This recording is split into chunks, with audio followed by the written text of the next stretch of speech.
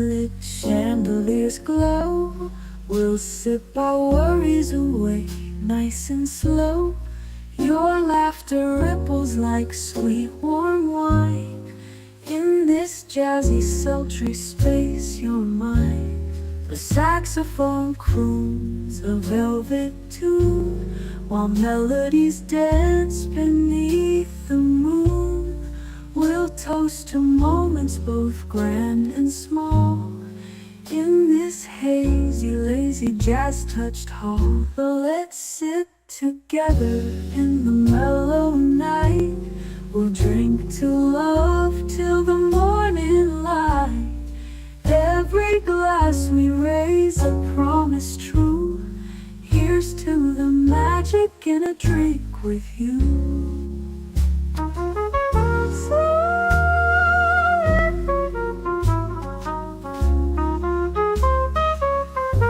Your eyes, they sparkle with every click. Sweet rendezvous over a simple drink. We'll share our secrets in whispers low, just you and me where the jazz flows slow. The world outside fades into the mist, but here it's our own dreamy tryst. With each sip our worries drift away. Let's stay together till the break of day. So let's sit together in the mellow night. We'll drink to love till the morning light. Every glass we raise a promise true. Here's to the magic in a drink with you.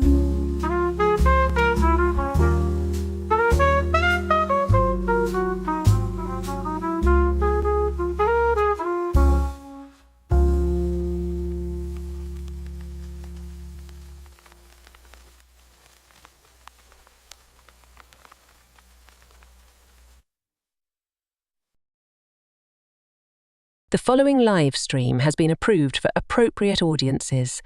It may contain occasional strong language and may not be suitable for younger or more sensitive viewers. Viewer inebriation is advised, though not mandatory.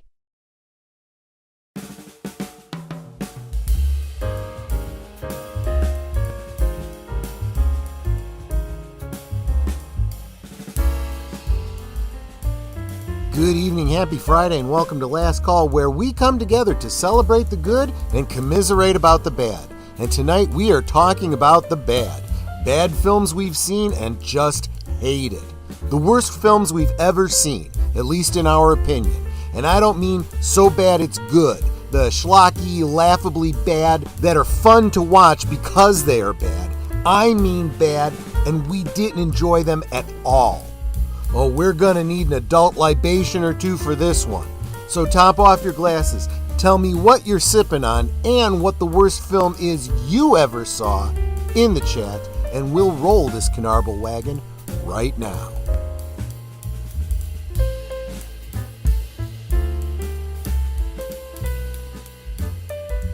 Last Call is streamed before a live audience.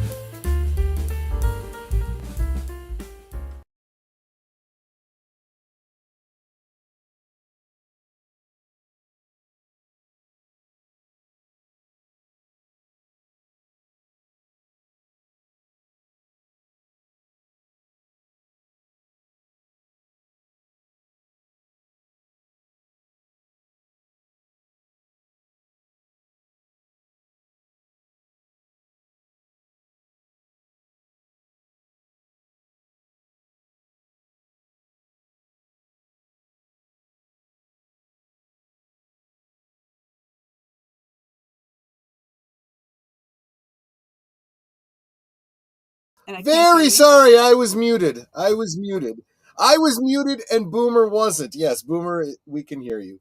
Okay, give me just a second. So Boomer. I'm guessing now the audience can hear us. So you want to start your... Yeah, so I'll start all over again. Salud, welcome. Yeah, you guys have probably even been typing. Can't hear you. So I know, for example, I know the Culture Casino has switched to using EV Mux as well. And I'm starting to see some of the mistakes that he makes, and I'm making some of the same ones. It's just a learning curve. It's different, right? You know, when you switch from a Mac to a PC, or you move from one editing software to another, you know, they all basically do the same thing, but in a completely different way. And I'm still learning, so bear with me. So, like, for example, this is a feature that StreamYard doesn't have, but EVMux does. You guys can hear Boomer right now, but I haven't brought him in yet. But that's fine. That's awesome. That's a nice feature, because I like the ability to be able to take us out if we want full screen for, you know, showing something. You gonna introduce me now? Yes, I am going to introduce you. These pretty blue words over here that say Netters Network. That's Netter of Netters Network. How you doing, my dear, and what you sipping on? I'm doing fine. It's Friday. Got some interesting news at work. Well, first, I'm drinking pineapple juice just because I want to finish up the bottle. Okay. So I had gotten some interesting news at work. I had my regular weekly one-on-one with my boss on Thursday, and she said there's some changes coming in the company. Apparently, I'm sliding over to a different manager. So today, I had the meeting where they have the warm transfer, and I like the person that I'm going to end up under. And my initial thought when I was told this is like, okay, I've heard things like this happening. Are they sliding me into a new department because it's one of those things where, because I'm older, they're trying to like get rid of me by handing me off to somebody else? Because, you know, things like that happen. And then I found out that a couple other people in my department are also going on to the same manager. So I'm like, okay, so it's not like we're just relocating you because, you know, you're getting older and we're hoping you're going to get bored and quit type of thing. It's you three work on things that are kind of related, so we're going to put you under this guy because more fits alignment with him. So is it basically your whole like department or group or whatever? Okay, in my department there's, well, the boss, right? My now old manager, and then 2, 3, 4, 5, 5 of us under her. 3 of us are going over to this other manager. Okay. And the new manager, really nice guy. I've been working with him since day one, since I started. Really sweet guy. He thinks the world of me because I've always made magic happen with codes and stuff. Good. But it's just kind of like a little weird because now we have changed any process documents that we have with my boss's name on it to his name. Understood. Which isn't going to be a lot. Anyway, this is why we have Fridays. Last call, and this is why we. And there's no alcohol in my drink yet. Yet. She may add some Bacardi in a bit. But speaking of Malibu, what we're oh right, Malibu.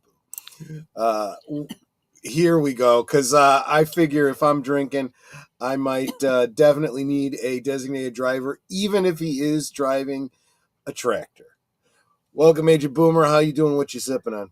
I'm doing fine. I am sipping on a hot chocolate because it's going to be getting pretty cold here in Florida tonight. It's going to get to the 30s. Wow. Yeah, you're almost as cold as we are. We're at 20 right now. It's Swiss Miss hot chocolate. There you go. And speaking of chocolate, guess what we just finished today? What? The little chocolate shells that you sent them. Oh, I'm glad you like them. Okay. Yeah. It's a Florida that is a good chocolate. It is a really good chocolate. I did get, I got a couple things from my sister from them too. I got some fudge, which I haven't finished yet, and a dark chocolate alligator, which I'm going to have to try at some point. Yes. I mean, is it literally like chocolate molded like an alligator? Like an alligator, like a little alligator, because it's Florida. Gators are big. Of course. Well, that gator bait, let me tell you, that stuff was gone in days. I mean, that's why I get you 2 bags, because I figure one for each. Yeah. Exactly. Yeah. And I think I still ate more than I should have. But anyway, okay. Let's start saying hi to the chat, starting with haven't seen you in a while. The Smoke Eater, Luddites are us. He says, I'm not going to be able to see this one, but I promise you that no matter what you pick, and I will check, I can beat them. I'm sure you can. He says, and the Arnold Schwarzenegger, Jackie Chan blockbuster Iron Mask isn't even near the top of my list, mind you. Honestly, I don't think I've ever seen that movie. I've been meaning to watch that because apparently it's supposedly a follow-up to The Forbidden Kingdom, and I really liked The Forbidden Kingdom. But this one looks terrible, and I want to pretend it doesn't exist. But yes. Yeah. And so I did tell him that, to be honest, there is one I might bring up as a bonus. I didn't send it to you because I didn't want you to accuse me of cheating. If we have the time. Man, I really don't remember anything about it other than I hated it. Okay. So I'm gonna, if we get to it, I'll consider it a dishonorable mention. And then Big Al Presents says, hello, friends. Hope you have a great time talking bad films. We'll try to be here, but it's been a long couple days, and it's got me worn out. One to think about, Highlander 2, The Quickening, to which I said, hey, no spoilers. Welcome, Space Fraggle. Good to see you, my friend. He said Time Bandits. I used to like Time Bandits. Time Bandits was one of those films, if you're our age, when cable TV was coming into vogue. I love that movie. That one was kind of on the rotation. You saw that one over and over again with another movie that we're going to be watching on Netters Network in the next couple weeks, Firefox. Remember that one with I need to still watch Firefox. I'll put it on my docket to watch. Well, watch it with us I think it's in a couple weeks, right? Well, we'll see. Firefox, I'll tell you. She'll look up when it is because she's already made the streams. Yes, I have. But I'm very proud of her. She made the thumbnails and everything. She's okay. Really Firefox will be March 1st. March 1st. So March 1st on Netters Network, you can watch Firefox with us if you want to. Yeah, I mean, there was a lot of those. We talked about that before when we were talking about cable TV, and they didn't have all the movies that you have now. They only licensed so many, and they'd play them kind of over and over and over again. So, but Time Bandits was one of them, and I kind of liked that movie, especially because you recognize all these people, like I think they hired every little person in the UK. That was in acting. So obviously, Ken Baker, who played R2-D2, and a bunch of other rather famous little people. What's his name? Who played the bad guy? He was the MCP in Tron. David Warner. David Warner. I like Time Bandits, but he was evil. Or the personification. He was evil. No, that's what he was. That's what he was. I couldn't remember if his name was evil or what it was, but evil. That's what he is. He's right. He's the latest invention of the Supreme Being, and when they asked him why, I think it's got something to do with free will. That's what the Supreme Being says, which doesn't make it. Oh, Sean Connery. It was a lot of fun. It's that British.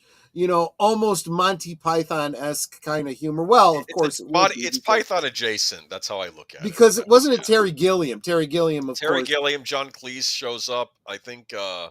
Right. A couple other. In fact, doesn't John Cleese have a recurring role in the film where it's like they're implying like some sort of reincarnation kind of thing? No, you're thinking of the other Python actor. I don't want to say not Eric Idle. It was another guy that was on. No. It was. They have a similar look, him and Cleese, but it's a different actor. I know who you mean. Yeah, and I'm drawing a blank. The one who was married to Shelley Duvall in all the time periods, and then you have. But John Cleese played Robin Hood, and I love how all the merry men are these scummy. That's probably what they really would have looked like in the medieval ages. Really, right. And then Robin Hood comes out, and he looks like Errol Flynn, with the pointed hat and everything. I love it. Do you mean Terry Gilliam? No. Terry Gilliam was the one that wrote it. It was. I could find out probably. It's gonna drive me crazy because he's like the third one you usually. It's like the third Python. I know. Right. Monty. Yeah, if you can just get a list of them and rattle them off. It just wasn't Eric. Terry Jones, John Cleese, Eric Idle, Terry Gilliam, Graham Chapman, Michael Palin, Michael Palin. Michael Palin. That was it. Yes. You mean from A Fish Called Wanda? Yes, he was Ken coming to kill you. Yes, that's right. Absolutely right. Oh, see, and it's these synergies that sometimes make some of these movies so he's great. My favorite. I know, right? I want to preface our list. We may have movies on our list that, like Space Fraggle Time Bats, that you may like and you may disagree with us, and that's okay. I was very careful to point out these are our opinion. Oh, wait a minute. He also said King Ralph, starring John Goodman, another film that's mostly British cast because it's of course about like the royal family all gets killed because they're all in the same place having a John Goodman photo taken and they get electrocuted, which I think inspired one of the possible assassination methods you can use in the game Hitman. Of course, but they look for a successor to the British crown, and they find an illegitimate heir in the United States. And of course, it's John Goodman who has no class at all, and he certainly doesn't understand, the decorum of the British aristocracy. And as I recall, there was a heavy who was hoping that if he could get King Ralph to abdicate his throne, he would be the next person in line or something like that. I think it ends up going to Michael York at the end of it, right? I think you're right. King Ralph, it went to whoever the butler was because he was really the rightful heir. But Michael York may have been the one that was played Michael him. York even in it? I don't know. I don't remember. I saw it. Alexa, who played the butler in King Ralph? From mebooks.com. Much of the work is done by the face and body of Alexa, Anthony. stop. That's not what you I don't asked even you. know what you're talking about. Okay. But what I do remember is that the love interest in that movie, or in that movie was, and I'm forgetting the actress's name. David Stoll. Pardon me? The actor was David Stoll. David Stoll played the butler. The butler. Okay. The girl that played, and I say girl because she was rather young at the time, who played the love interest to John Goodman in that film was Rose's mom from Doctor Who. That makes sense. Yeah. And she was like a commoner, but he liked her. But you can't marry her; she's a commoner. It's like, oh, come on! It's like, exactly, and which is going to be the whole crux of it. You have to abdicate your throne if you're going to marry a commoner and everything. Okay, I'm sorry, guys. We kind of got off on a tangent on movies we enjoy, even if you don't. Hail, Connie Cleary, welcome. Glad you're here, as well as Curtis Selby. Always good to see you, my friend. Let me try to get caught up on this chat here. JPRPH1, good to see you. Dropping the membership emojis. Super appreciate that. Just getting around to Netter of Netters Network. Love you, sweetie. Matanui says hi. Welcome, my friend. Jesse Guajardo. What's this song? It's called Let's Sip Together. Sip, S-I-P. Let's sip together. And speaking of in fact, songs, if you go to my my list of videos, that there is the full version of that song and the closing song in my video list. And those of you who were on my channel last night got to hear my new theme song. Yep, Netters Network. It's called Netters Network. Yes, yeah. And that will be as soon as I get it from my art director. That's me. It's me. It will be put on my channel for my members to be able to access. Yep.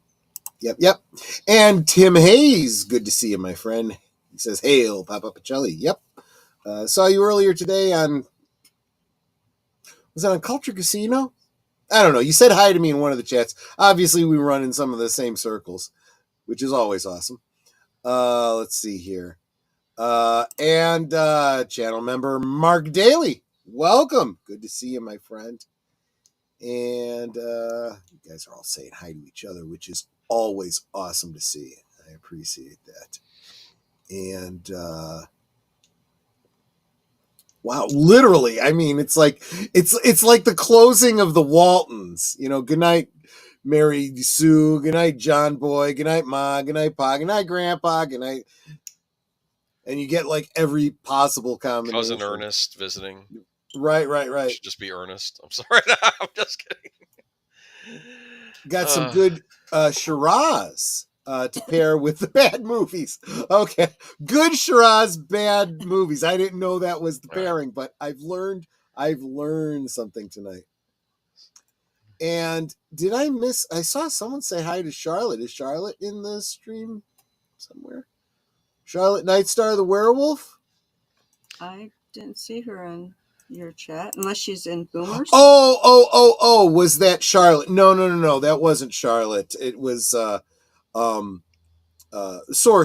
It was a sourced piece of music. And deleted scenes. Welcome, my friend. Good to see you. And Daniel Barry's sports highlights. Happy Friday. Hope you've got yourself a good drink, my friend. And Joshua V. Good evening, guys. Welcome.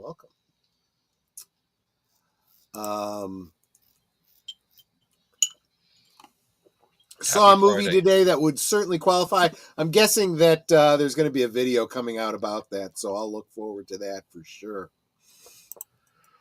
I feel the worst movie I ever saw was Superman 4.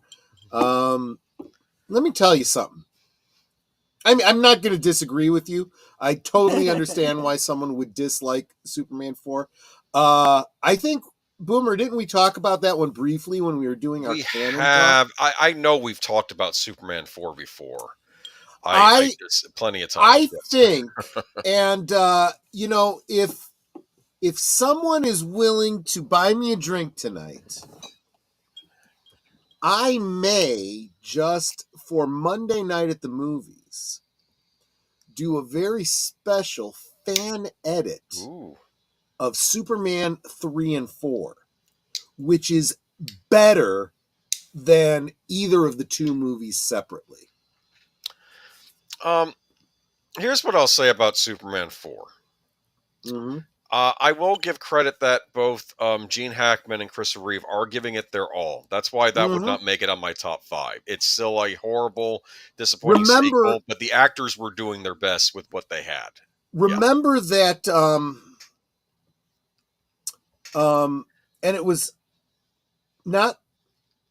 Was Margot Kidder in the fourth movie? Yep. She was in the fourth movie, right? Yep, and Mariel Hemingway, I guess she was in it too. Mariel Hemingway, yeah.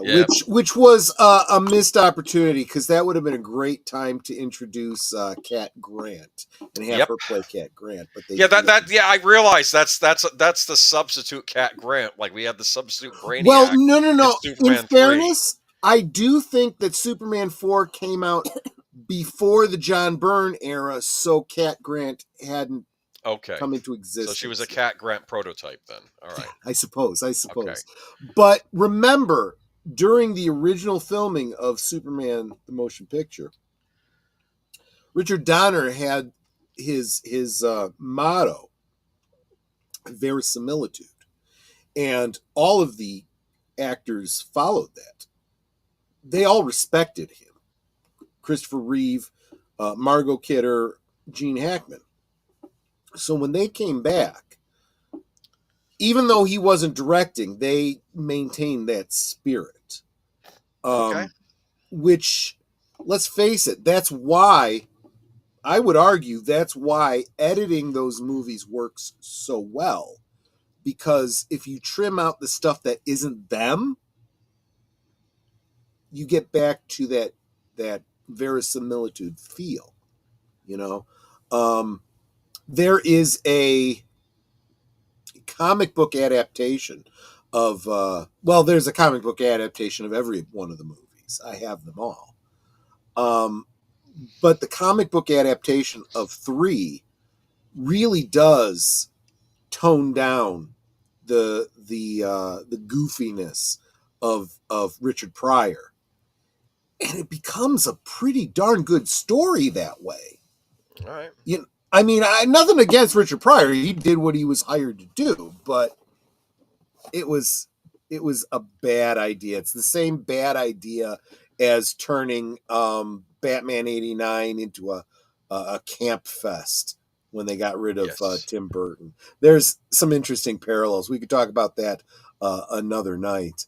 So I sent you those PDFs over MeWe if you want to download those. Or I just want to make sure I haven't missed anybody real quick before we and if you guys said anything, I don't want to miss anybody, so I'm kind of skimming through to make sure I don't miss anybody. I may miss some of your comments.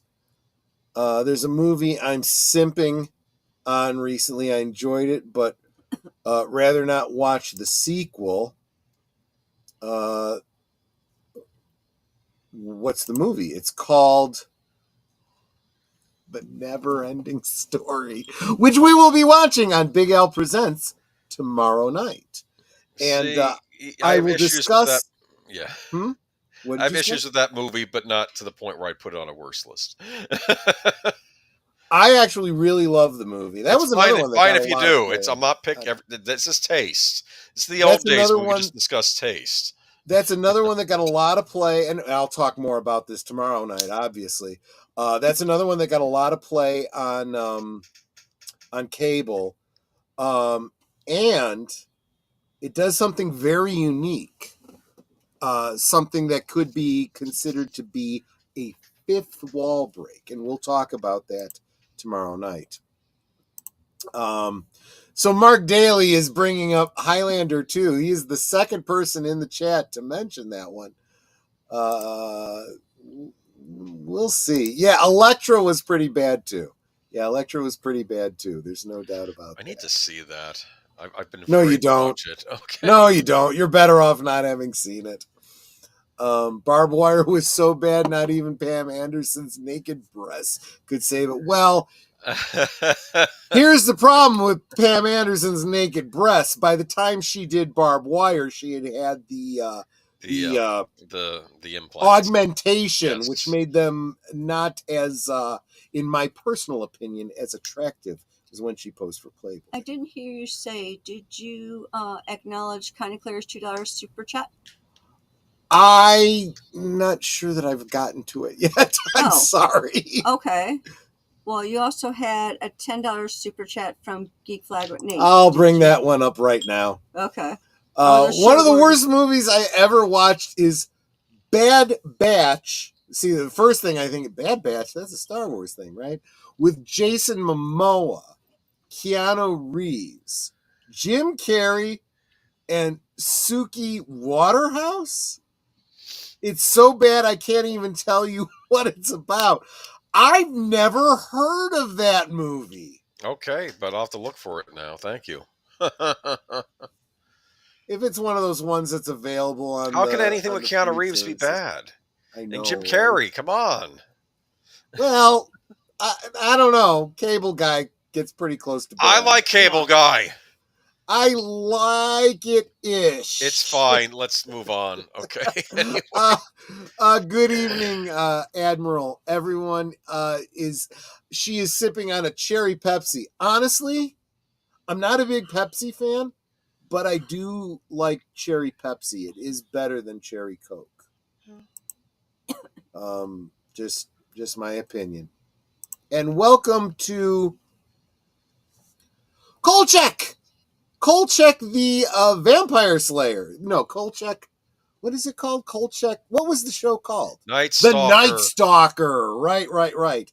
So, speaking of which, and Kolchak, welcome to the channel. How far behind we are. He's back to the King Ralph conversation.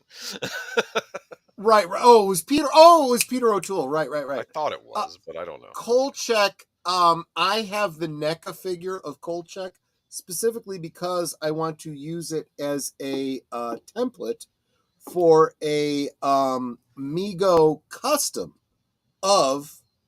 No. I'm sorry. I take that back. I have a NECA old man from the A Christmas Story, which I am going to turn into a Kolchak Mego custom figure. Just something I do because I'm a weirdo. Mark Dahley, let me read this comment. Hudson Hawk is often mentioned as a bad movie, but I thought it was okay. Mark Dahley, I'll go further than that. I love Hudson Hawk. I did a watch party of that on this channel with Culture Casino. Here's my problem with Hudson Hawk, and it has nothing to do with the movie at all. Although Senator Bernhardt, you could have, done a better casting than her. But other than that, the movie is awesome. The problem was the friggin' marketing. That Hudson Hawk was a screwball comedy in the style of Moonlighting. And they billed it as though it was a heist movie in the spirit of Die Hard. Like it was a serious action film. So if you go in expecting one thing and you get another, you're going to be like, this is terrible. But if you know what you're getting into, or if you went to see it not having any expectation, you're like, this is a pretty good, very funny comedy. God, I love that movie. I love the soundtrack. There's 2 songs on there that are duets. Bruce Willis and what's his name? Danny Aiello.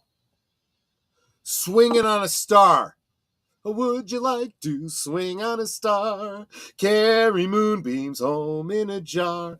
And they when they do a heist, they do these songs because songs are a specific length if you sing them in a specific style. So they would grill each other, how long is this song? And they'd come up with how many minutes, how many seconds. Boom, boom, boom, boom, boom. And then if they, wanted to coordinate their efforts when they were separated, they'd start singing a song. Yeah, it's a brilliant movie. I love that movie. I really, really do. He says, Troy, are you talking about bad but still good movies or bad movies with terrible writing? Probably more the latter, because Boomer and I talked about this, and we were like, there's some movies that I said were bad, and he's like, oh, but you like this element of it and that. No. It's got to be a movie we didn't like completely. Geek Flag with Nate Knows. Welcome, Nate. Good to see ya. Can't believe I almost forgot the worst movie of all time. The movie that killed Star Wars, The Last Jedi. Well, we didn't even get into, I didn't. I didn't even get into, like the past, the recent deconstruction of our favorite franchises. I kind of make a nod to one of them.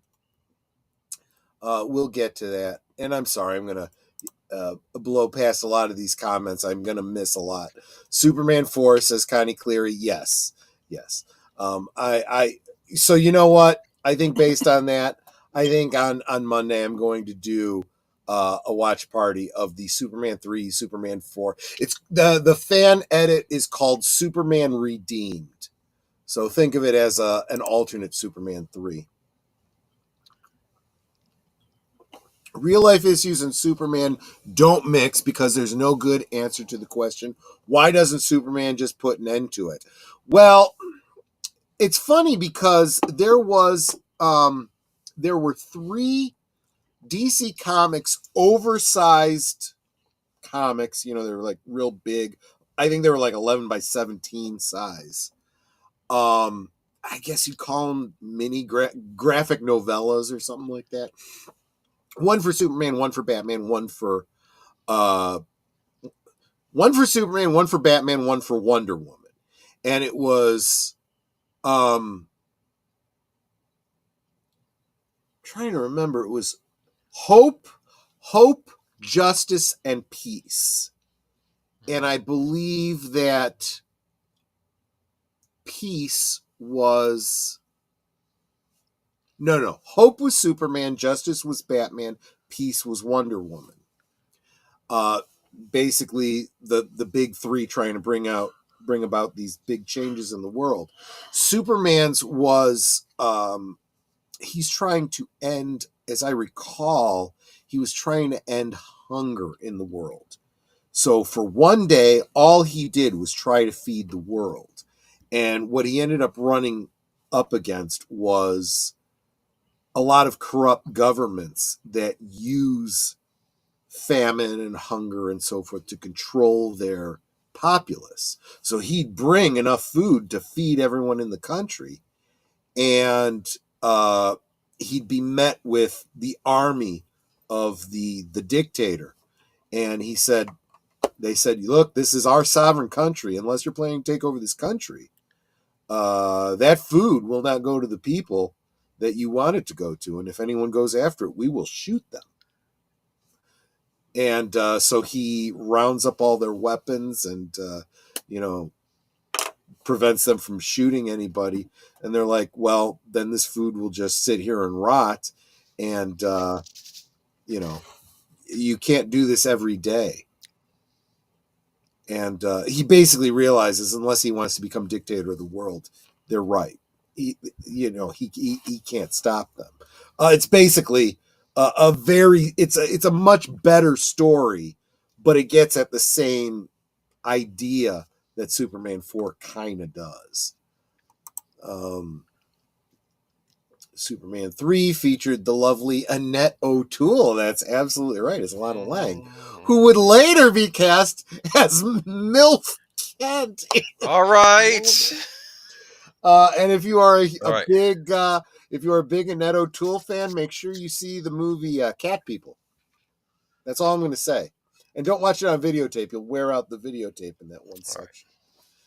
Right. I'm within throwing distance. I got to be careful. Anyways, don't forget I have to work in the morning. Oh, gosh. I'm sorry. Yeah, I forgot. Yeah. Right. It's okay. I'm not going to throw anything at you. Karen Owen. Yeah, that's right. Karen Owen. The Cars and things were cool for 9 years. Oh, Cars, the movie. Absolutely. And welcome, Karen Owen, channel member. Super appreciate you being here. Lester San Jose, the Skeptic Tank. Celebrates 7 months of membership. Thank you, my friend. Still fresh in my mind because of the potential it had for the first few minutes. 2021's Mortal Kombat honorable mention. He-Man live action with Dolph Lundgren. Yes, absolutely. After watching with Aged Sense, same issues as FMR. Sorry, I don't know what that is, but awesome. Thank you so much, my friend. Yes, he is one of the VI. He and Deleted Scenes get to go into the VIP room. They are really the ones keeping the lights on around here. The Bad Batch is on Netflix. It is damn near unwatchable. I don't doubt that for a minute. Absolutely. And I'm skimming through to the end just to make sure I hit everybody, and we are caught up. Wow, the chat is really jumping tonight, and that is not a bad thing. I super appreciate that. So what I'm going to do is I'm going to share my screen. And this probably isn't how you intended it to go, but it's the best I think I could do on my side. So did I Troy is I gotta sharing a screen. Wait, and bring then it I up. gotta do. No, that's not what are you I doing. Want to do. I certainly don't want to do that. Holy crap! I'm trying. What the heck? Where is it? Where is it? It's right down the bottom, man. Oh, I see. I got to do the spotlight on it. There we go. There we go. Well, now we don't see ourselves.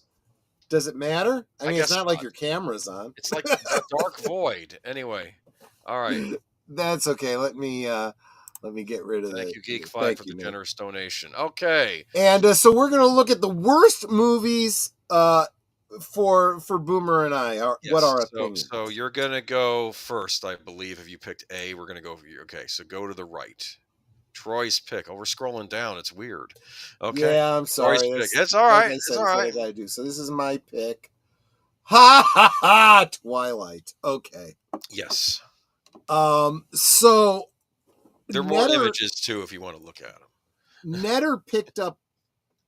I read all the Twilight books. You read all the Twilight, which was the most insipid drivel I've ever read, and I'm a book lover, so it's hard for me to find a bad book.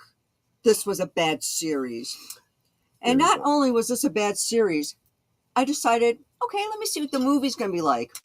They tried to squash all 4 books into one film. What? And I mean, well, the way that they did it, it was supposed to be book 1. There were elements from book 2 and 3 in there. Oh. And things that never happened at all in any of the books. It's like, what the frick am I watching? I hated this movie, which is probably why Troy picked How it. did you, and you didn't like the books either. I thought the books were insipid drivel. Yeah. The fact is that my understanding, and I didn't read these books. I read the first one. After she told me how bad they were, I didn't bother. They're not good, but they're not for me. Yeah. Well, no, and see, that's just it. These were teenage girls. Adults. It's fine. Yeah. Yes, young adult. And I kept hoping that the books would get better, because sometimes like you'll watch a TV series, maybe the first episodes isn't all that, and then it starts getting better. No, these didn't get any better. Sparkly vampires, just no. Yeah. Glad I skipped this series. F that movie. F these movies, absolutely. And apparently a mortal girl can get pregnant by a vampire. How that works is beyond me. Well, I will, that is the one maybe thing that I will kind of get, and I'll get to that in a second. Is that playing with your food? Oh, I'm sorry. Gosh. Okay. You're giving me visions of American Pie, How was Kristen Stewart in this, though? And there are more images. If you scroll underneath, you'll see other images from the movie. Oh, she cannot act. Yeah, that's the other problem. This girl, I'm sorry. They could have put a cardboard standee in her place, and no one would have known the difference. Okay, now this freeze frame is actually kind of brilliant, because that owl behind Pattinson there. Yeah, that's actually kind of clever framing. That is kind of brilliant. But that look on her face, she's like that through the whole flipping movie. Yes, like, she's. I'm drugged, or I'm bored, or something. She is the same RBI RBF through the whole film. She really is. I'm sorry, I've never liked this girl as an actress. I'm sure she's a pleasant person in real life. Nothing against her personally, but as an actress, don't care for anything I've ever seen her in. Here's a good comparison. I don't like Jamie Gertz as an actress either. For those of you who don't know who she was in the movie Twister as... Oh, I like her, as the girlfriend to Bill Paxton. Right. Or fiance to Bill Paxton. She can't act. She only got the role she did because Daddy paid for them. Nepotism, yeah. Absolutely. She was in Lost Boys, another vampire movie. She cannot act. Honestly, she was completely forgettable in that movie. I'm talking here. I know. So, Jamie Gertz, in my opinion, is a better actress than Kristen Stewart. So that's saying a lot. Yeah. Considering how I know how she feels about Gertz. Yeah. So, that's a great point. So here's my problem with the films. Okay. First, I really have issues with, and I've seen some other people mention this, the sparkly vampire and all that kind of stuff. Look, if you are really interested in vampire lore, the first place I would send you is over to Midnight's Edge, where they did a restoration of Nosferatu, Symphony of Terror. It was, and I don't know if it was the first vampire film ever made. It might have been. It was based on Dracula, And there are some elements of it that are actually more true to Dracula than the later Universal film. However, one of the things that was introduced in Nosferatu that was not in Dracula and is not in any of the vampire lore prior to that is the idea that vampires are killed by sunlight. In Bram Stoker's Dracula, and I don't mean the movie, I mean the novel, Dracula is implied to be depowered when the sun is up. He can't do many of his greater powers like changing form and stuff like that. But it will not kill him. And if you watch the movie, Bram Stoker's Dracula, he's out walking around in the daylight, no problem.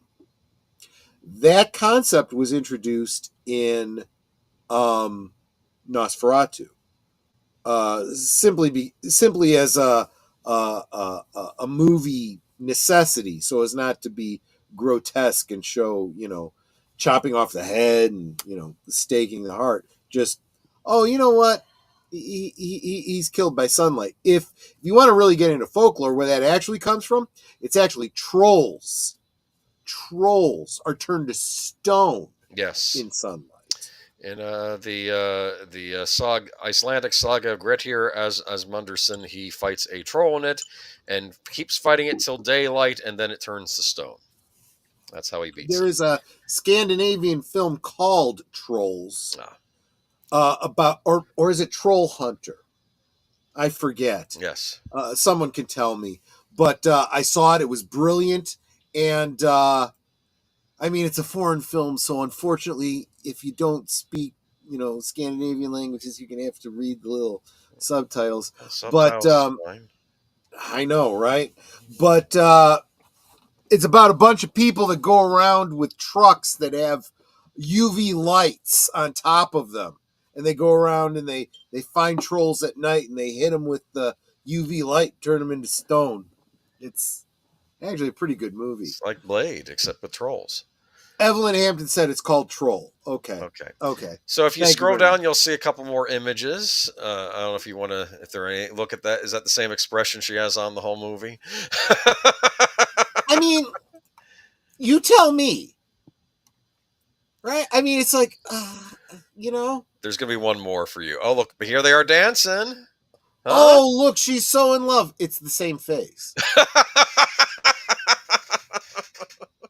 Now, I will not take anything away from Pattinson. He's not a bad actor. No, he's been in some good stuff, yeah. I mean, he shouldn't be playing Batman, but, he was really good in the Harry Potter film that he was in. He was in that one by Nolan, the weird, that was another time travel one about the spy and time travel and all. Anyway, I don't know if you've seen the one with Idris Elba? No, it was a different actor. I think Denzel Washington's son, if I'm not mistaken, was in that. Whatever. I don't know. I'm not like a big fan. I know you're not a major Nolan guy, but it was an interesting. He's okay, and actually, I kind of do like Nolan. Some of his films, and I'm a little critical of even some of the ones I like, but I don't really have a problem with Nolan. Yeah, this movie, when you get into and look. I know that the girls were all like, team this guy, team that guy, whatever the hell, the Jacob. Vampire, whatever. Jacob was. I didn't give a hooey about it. If I was this, and I feel like they were ripping off the Sookie Stackhouse mysteries. To be honest with you, the what was it called? The Southern Vampire series is what it was called. Or I can't remember. Was it the Southern Vampire or the Sookie Stackhouse? Either way, that series of books was actually pretty good, and it pitted the werewolf against the vampire, who both liked the human girl, and she was special for some reason, and whatever and whatnot, and blah blah blah, and this and that. I kind of felt like this one kind of ripped that one off a little bit, and I was like, yeah, no. Yeah, those were those were more interesting. But and if you watch the True Blood series, it's based on the book series I'm talking about. But honestly, forget that series. It was good, but you'd be better off reading the books, to be honest with you. So now we go. So to here's Boomer's one for pick. you, Boomer. I'm gonna get Netter upset, aren't Screw I? you! Screw you! I'm gonna kick you off the show, you ass. Are you kidding me? I'm not even talking about the Daniel Craig one. No, this is my number one, hated movie of all time. And I know there are people that like it. I don't get it. You think it's funny, don't you? You think this all was the the humor first in this... James Bond film. No, it's not the first James Bond film. You're Isn't thinking it? of a made-for-TV Casino Royale that was made in the 50s. Oh, right. This is what was the one with Woody Allen? This is the one with Woody Allen. This is the one I'm talking about, and I don't care. We all have different opinions. I said. Wait a minute. This thing started. Before you go any further, yes. What did you think of Austin Powers? I love Austin Powers. Then you should love this too. No, this was Austin Powers before Austin Powers. Austin Powers is funny. This isn't. I'm sorry. Okay. I hated this one. Really? Yeah. Oh God. You hate this one, Netter? It's so dry and. He tries to be funny, but he's not. He really isn't. Gosh. Oh my I thought you liked this one, Netter. I was confused. Okay. All right. No, I didn't like this one. Did you know that David Niven was what's his name? The author. What's the author's name? Dickens? No, the author of Bond. Ian Fleming, yeah. Was Ian Fleming's choice to play James Bond? No, he wasn't. That's not what Yes, he was. I heard it was who he wanted to play James Bond. I heard it was Christopher Lee. That's what I heard. That may have been a choice. That may have been one that he maybe. But his primary choice had been David Niven. David Niven. Well, let's scroll down. Let's take a look. But then after doing this movie, that kind of ruined it for doing, serious James Bond. Scroll down. So this movie begins with the conceit, the really annoying conceit. It's not a great image, but you have there David Niven with Barbara Boucher. And Barbara Boucher. I like Barbara Boucher. I think if any woman ever deserved to be a Bond girl, it was Barbara Boucher. But where she ends up being a Bond girl in this movie. Man, look at those eyes! My God, she was in what do you call it? She was in what am I thinking? I'm going off. She plays Moneypenny in this. There's David Niven, who apparently is the original James Bond. Yes. Because they make a point that, oh no, you gave my number and identity away to another guy that you're calling James Bond, who I assume is the Sean Connery Bond. Wink, wink. Nudge, nudge. Yes. I get the impression that the people that wrote this never read a Bond book or saw a Sean Connery movie, or at least didn't do this while sober when they made this movie. Well, that makes sense. Yes, I think they were high making this movie. There's this whole thing with David Niven having to go to this Scottish castle, and there are all these Scottish ladies, especially young lasses, and I guess he's either celibate or chaste or something, and he's that's one of his virtues, and they're trying to seduce him, this older man, and these very, very young women, and it's just weird, and these bad Scottish accents, and I'm like, when does the movie start? What is this? And I've seen it before. Let's keep scrolling down. Okay. We have yes, Ursula Andress. There are a lot of beautiful women in this movie. Yes. Absolutely. And she was in Dr. No, the first Eon production James Bond movie. And I get that's why they cast her in this, but still not good. Let's scroll down. Who else we got in this movie? Let's keep going. Peter Sellers. I had heard rumors that Peter Sellers was very difficult to work with on this set. Apparently, I am not surprised. Apparently, he punched the director. I heard this happened. I don't know how. Crap! Talk about unprofessional. He was married to Britt Eklund. Did you know that? Well, he did well for himself. I know, but I'm just saying. Britt Eklund. who was in an actual Bond movie, unlike this movie. I'm sorry, this movie starts, and he's another James I am Bond. not saying that this is an actual James Bond movie. This is clearly not canon, but it's a spoof. Well, canon with what, though? Because this is the first James Bond novel, and this was the first big production adaptation. I guess the rights got sold to somebody other than Eon, and they decide, let's make a spoof. And I sort of understand that conceit, like, why are we going to step on the turf of this other studio? Let's do a spoof. That's what happened with Night of the Living Dead, how the rights split off, and when they were going to do Return of the Living Dead, they said, let's not do a serious one like George Romero. Let's make it a comedy. And that works with zombies. And you can make comedic spy movies. Austin Powers is a wonderful spoof of the Bond movies. Yeah. This is a mess. He's playing another James Bond because there are multiple James Bonds in this movie. And this is where, when I talk to friends here, they're like, oh, well, no, Roger Moore and Sean Connery, those are different James Bonds. And Tim Dalton, they give it to a new, they give the name to a new agent. And that's why they're different actors playing. I'm like, wait, that doesn't make any sense. It's just a different actor playing the same character. It comes from this movie. And you know that whole thing is totally debunked if you watch the films. It's very clear that Roger Moore is in mourning for the death of his wife. Yes, when he was played by Lazenby. Yes, yes. It's obvious that's supposed to be that Bond, but then there are other movies that I feel there was actually a reference the during the Pierce Brosnan era too to those events. So I mean, it's like you're you know, and we'll talk about that more because I got a note out to Michael French. We're going to do the part 2 of our James Bond thing. Yeah. Let's keep scrolling down. Let's see who else is in this. Orson Welles as Le Chiffre. Hey, who's the blonde behind him? I don't know. There are a lot of pretty women in this movie. That's probably why it was made. Well, I got a type. The producers needed a... Actually, let's not even think about what happened behind the scenes. Apparently, Peter Sellers and Orson Welles could not be on the same set together. Oh, crap. They hated each other. So when they were shooting the scenes and then talking to each other, it's all like cover shots of another actor and then somebody else talking. They were not actually on screen together in these scenes. I swear, when I hear stories like that, it totally destroys my impression of these actors. It's so unprofessional. It's like, I don't give a crap what your problem is with somebody. You that's your problem. You need to learn to work with people, or you can't work in this industry, you know? Who was that older British actor that was in Ridley Scott's Gladiator? The one who I always forget. He was in some Hammer movies too, Gladiator actors.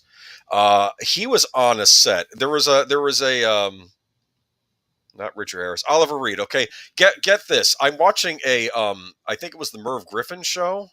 Uh-huh. And it was Orson Welles, Charo, and then Oliver Reed shows up. Okay. And I'm terrified because I'm thinking Oliver Reed and Orson Welles, these are actors these are two men with very strong personalities. True. And it almost seemed like they were going to get into an argument, right, over things. Okay. But then it ends with him saying, but Orson, I think you're brilliant. And that's how that got. That's a classy way to go with it. Because I wasn't sure, but that's it for Casino Royale. Watch it it's on Tubi. You can watch for free with commercials. You'll enjoy the commercials more. But again, maybe I'm wrong. I mean, it's got a great cast. It's got Max von Sydow. It's been a long time since I've seen it, and maybe I need to watch it again. It is one film that I actually don't have in my James Bond collection. I have all of the James Bond films. It's not a James except Bond that film. one. Let me explain something to you. I want to make some other. We're going to get to the Notebook in a second. I want to make one other last point about Casino Royale. I was a younger man, and I was trying to catch up on all the Bond movies, and I checked out Casino Royale. I had made it almost to the end, and the little voice inside me said, "Isn't life too short for you to keep watching this movie?" And I stopped, and I didn't watch it all the way through till like a decade later. I couldn't do it, and I got pride out of myself. I didn't care how bad a movie was. I would stick it out to the end. Casino Royale broke me of that. That was the first movie to break me of that. Okay, moving on. One movie that almost made it, but honestly, I don't think I watched the movie. What? The book was terrible. What? Ghost Story. Ghost Story has an incredible cast. I never saw the movie because the book was so We're gonna terrible. have to do a rewatch of that someday on your Monday stream. Maybe I'll watch it with you. Okay. So the The Notebook. Notebook. Oh boy. I've seen this. So Yeah. this almost didn't make the cut for worst film because there are some elements that I do like about this movie. And honestly, it's the what do they call that? The bookends of this movie with James Garner, and I'm unfortunately forgetting the actress who plays the female lead as an older Rachel woman. McAdams. Oh, I forget. Ellen. Yeah. We did an in remembrance of her when she passed Yes, because I was like, Yes. wow, this is life and art, right? Their part of the story is beautiful. The old And couple. honestly, James Garner, I think, is the old man in it. James right? Garner, yeah. Yep. If you were to cut out the whole friggin' middle part and just play the beginning and the end, it's a beautiful short story, and I'm in effing tears at the end. It is a beautiful ending to a movie. All the crap in between with Rachel McAdams and Ryan Gosling. Beardy McBeardface here. Ryan Gosling. Ryan, Ryan Gosling. Whatever. Let's scroll down. I got some images here. It's a. There's the old couple. That's what you liked. And she's has dementia. Is that right? So that's the thing. At the beginning, you don't realize this, but she has dementia and she doesn't know him, and we don't know that he knows her. For all we know, he's just a nice guy who's come to, help out, at an old folks' home or something like that. And it's heartbreaking because you find out that they were married and she doesn't remember him. And it's so sad and so beautiful. And I almost feel like I could do a 10-minute fan edit of this film that is just beautiful and cut out all the back stuff. But here's the problem that I have with this movie that kind of ruins it through the whole thing. Yeah. I don't remember if she's married to someone else. No, she's from the upper crust. No. That I don't have a problem. She wasn't married to anybody else. I think her parents were wanting to set her up with another man.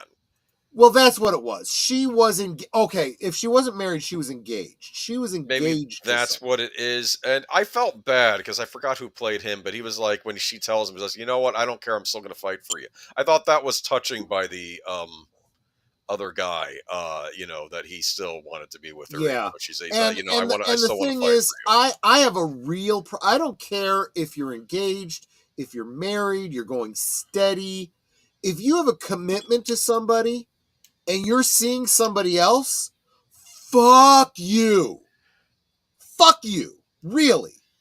There is no excuse for that. Well, I don't remember if that's what happens in this. It's been a while since I've seen this movie. That's how I remember it. I remember seen it in years. What I do remember is that I'm seeing Ryan Gosling and them and all this. And I'm thinking, when is the war going to happen? When's the war going to happen? Ding, ding, ding, ding! World War II is on. World War II, we have to all go off and fight in the good war. We're fighting off those baddies. What it comes down to is you can't sell me on a romantic story where you're supposed to side with the other person. The person that they're cheating with. I'm sorry, that is a huge problem. Well, I will say, I mean, at least I don't think they go all the way with the cheating. It's more like a romantic, but still not cool. I understand what you're saying. No, I see. I'm gonna push back on that, Boomer, because there's a difference between the way men and women. Well, at least this is the textbook, right? Psychology. A difference between the way men and women look at relationships, right?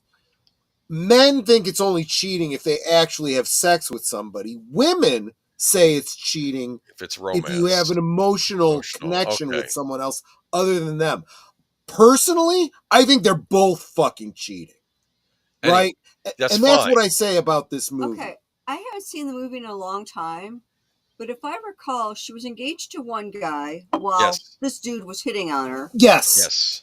She actually broke off the engagement to be with this guy. No, not soon enough. She was falling in love with him. Right. I say that in inverted commas there.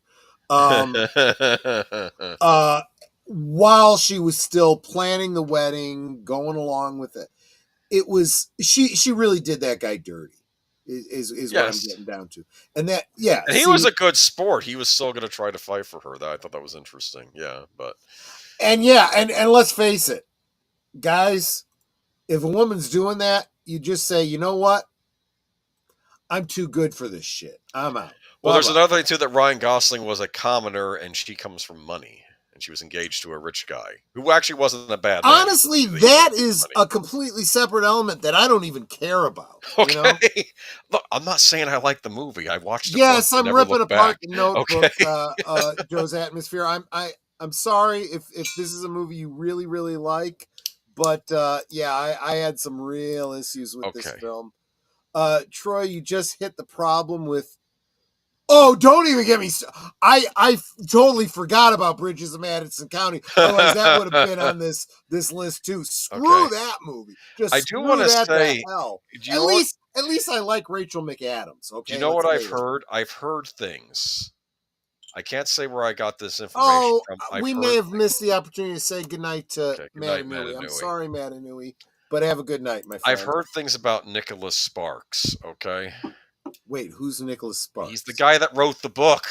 Oh, okay.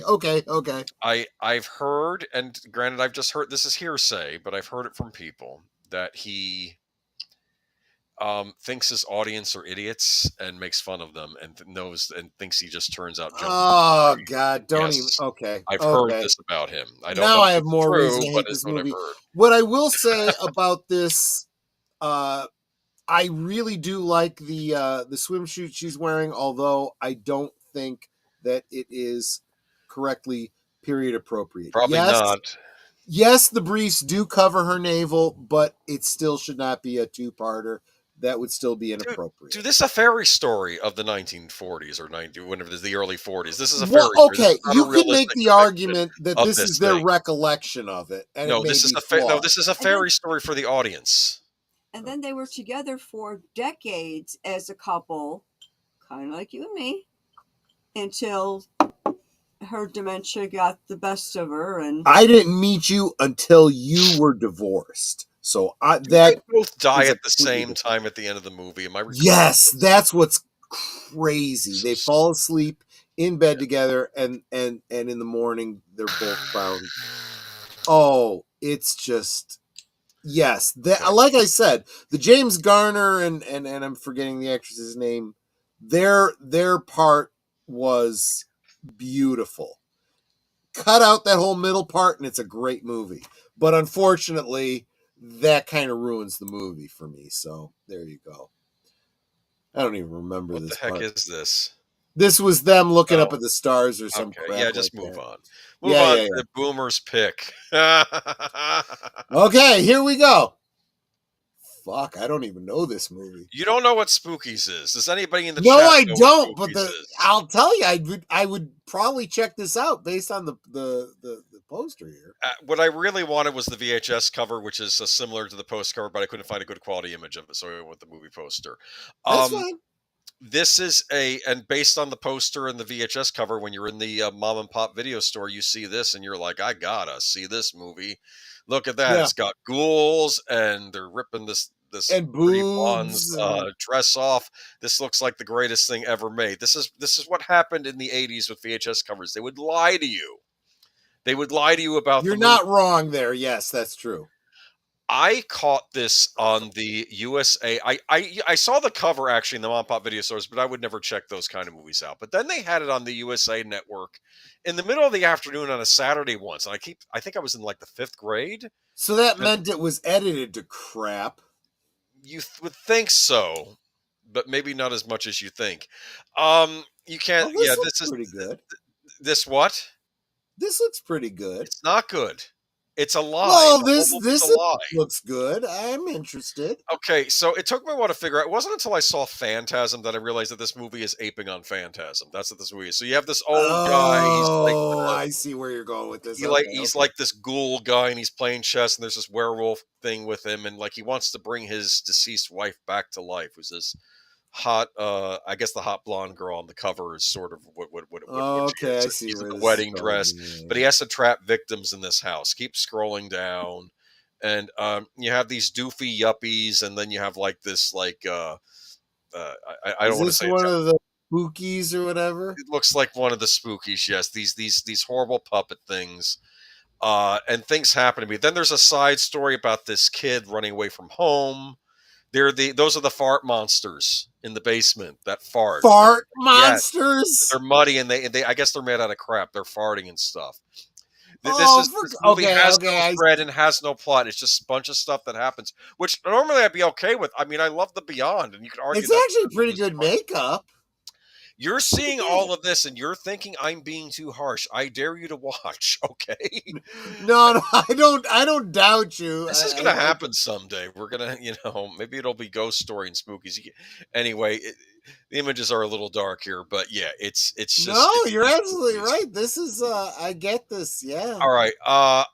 There are all sorts of things happen. Apparently, this was two separate movies that got combined into one. I heard this. Oh, that's always a problem. And I think the guy or at least half of it got filmed, and they got some other director to make the second half. And I think he was a guy that made films for an adult audience, so his directorial experience was limited.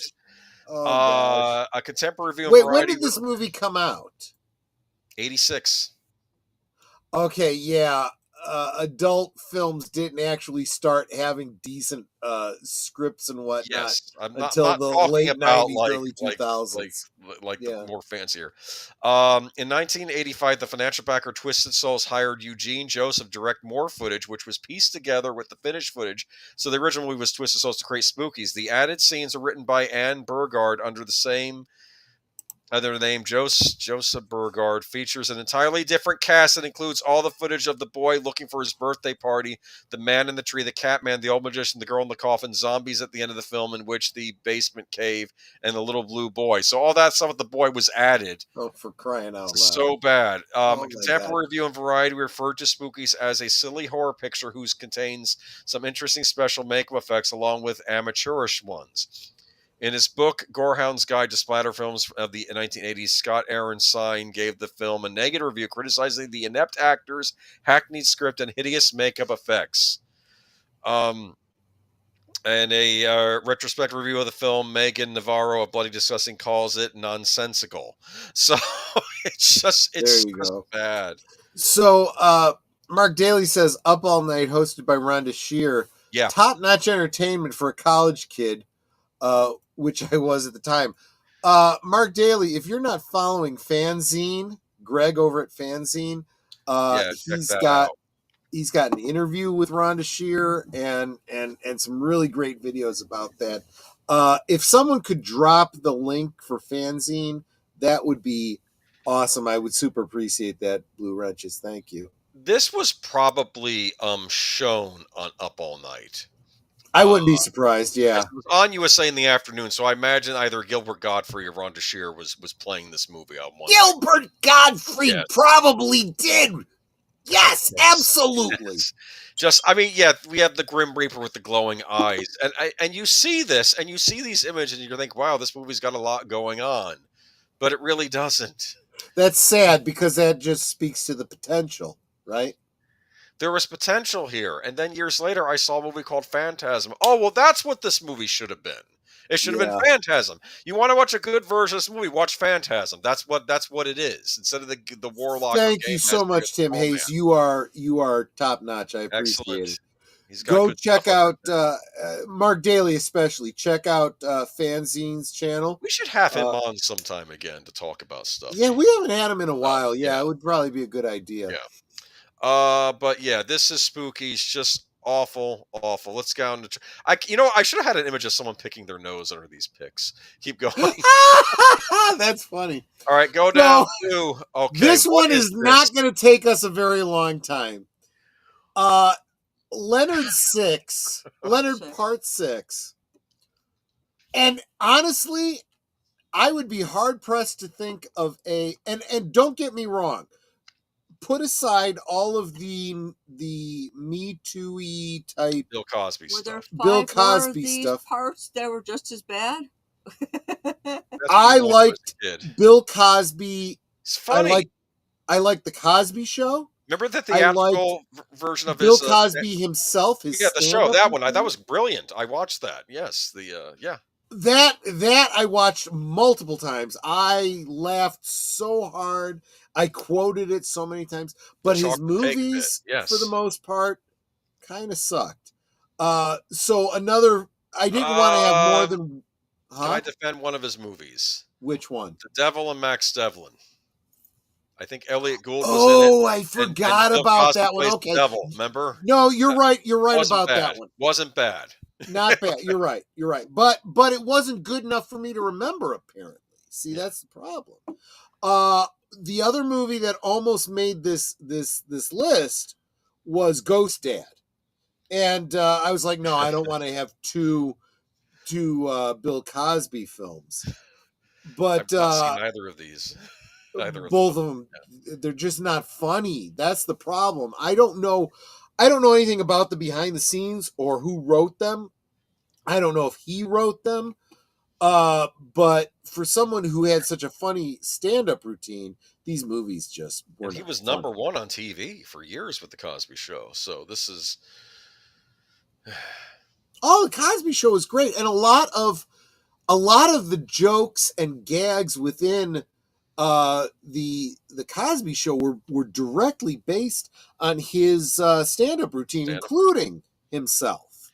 You know, my favorite episode of the Cosby Show was the one with the Muppets. You ever see that? I don't remember that. No. I don't, and part of me thinks Jim Henson must have been involved in that episode, but they weren't Muppets from the Muppet Show. But I think it was because Bill Cosby, I don't think ever got the star on the Muppet Show, so this was him making up for that by having him in a bad dream sequence with all these, like the sausage sandwich was just because like he ate a sausage sandwich and was giving him stomach trouble. So in the dream, he's seeing the sausage sandwich, and the sausage sandwich is arguing with him, and he says, "See, I'm disagreeing with you because it was okay." Never mind. Oh, I do remember this. Okay, yeah.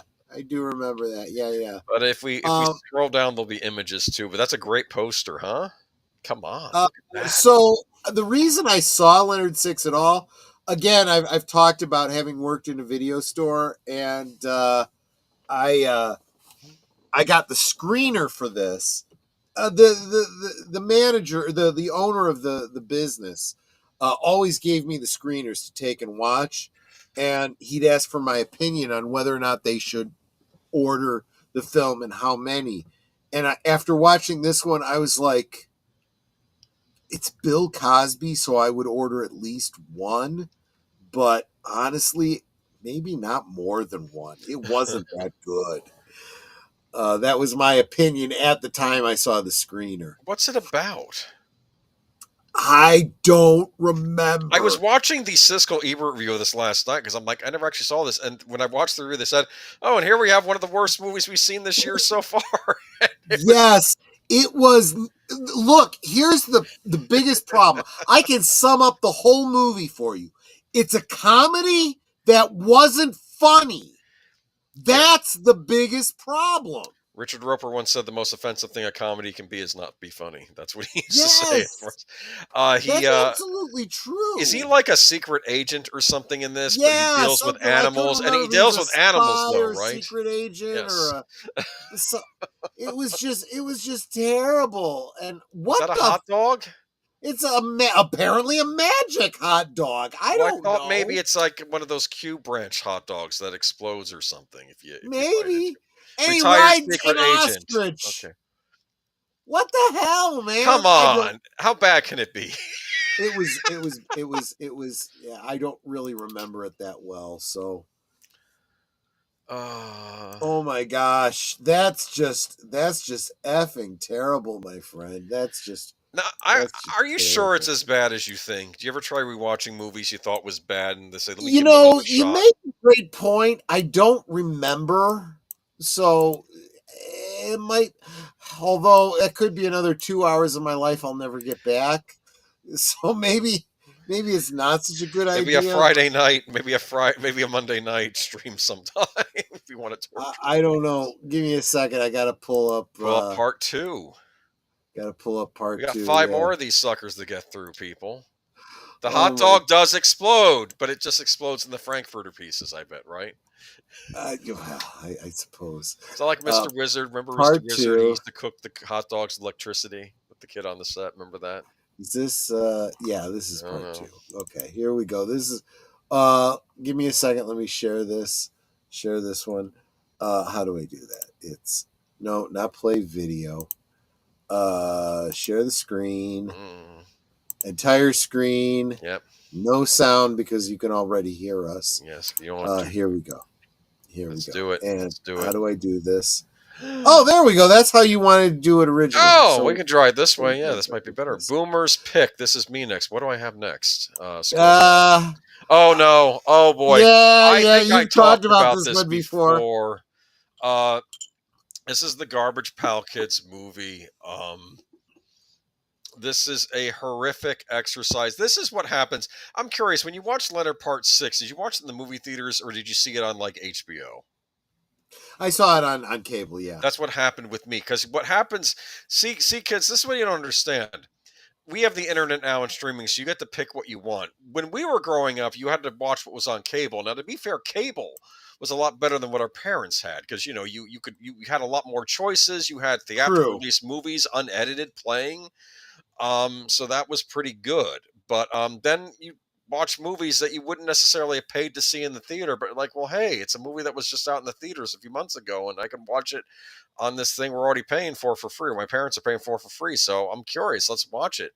And I think I'd watched this one a couple of times. And it's funny you say that about cable, because I remember prior to cable, back in the 70s, what was it? Pink Floyd.